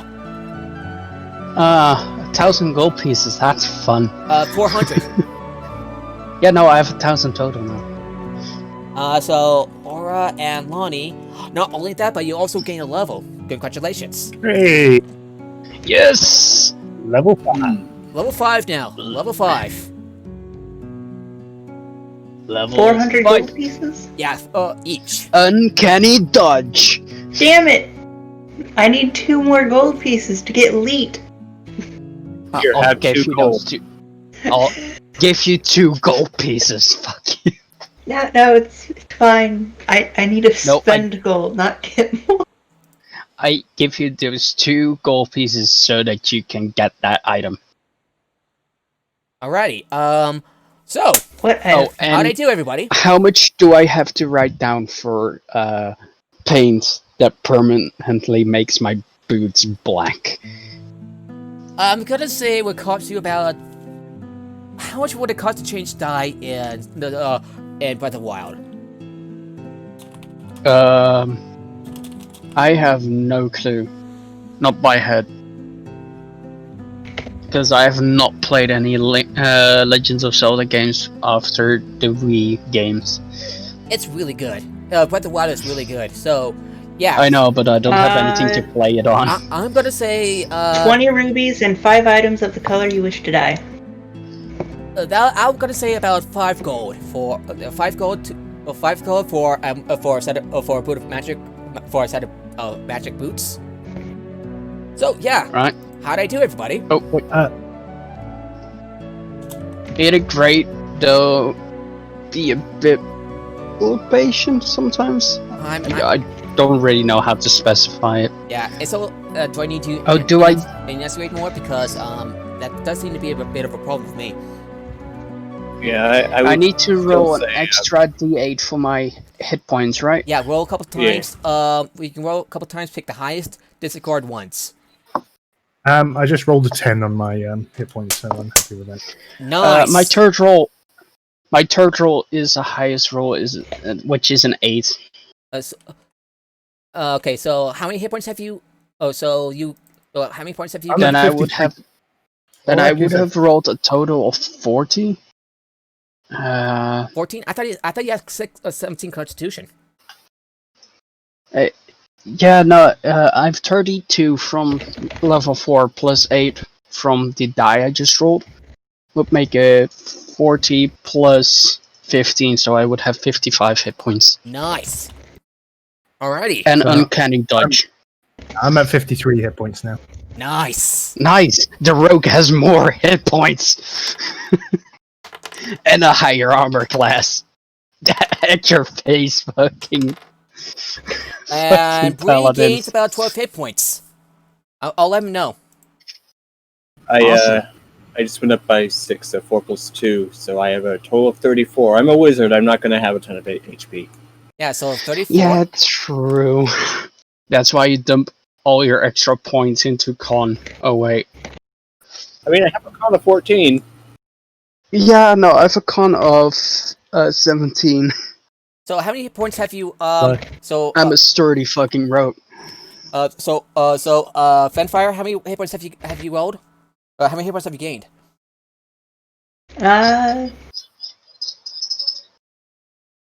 Fuck. Yeah. The- Yeah, I kind of rolled for his hit points earlier. I'm gonna say he gained about 14 more hit points. He's at 69 hit points now.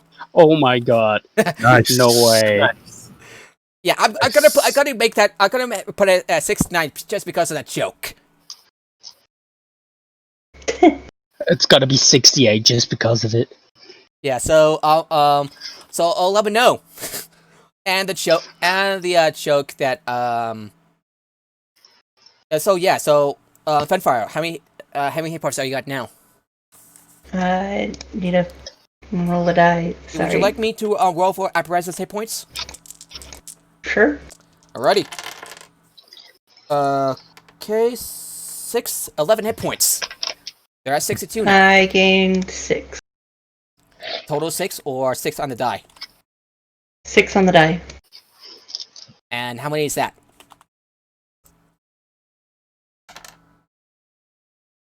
Yeah, I'm gonna try again. So I'm up to 47, I think. Alright, 47. Nice, good job everybody, good job. Alrighty, so, and with you that... guys want to know what I got at level 5? So we're gonna put this to a close, and we're going to raid somebody. The gaming otter? The gaming author, yeah. He's a cool dude, and I really do recommend him. So, and with that, I would like everyone to have a good day. Good job, everybody. And I would do better. I struggle with my enunciation, autism and all, so I hope I did my best to make my narration clear. Yeah, you did great. Yep. We're gonna end the stream now. Have a good day, everybody. Yeah. Have a good day. See ya.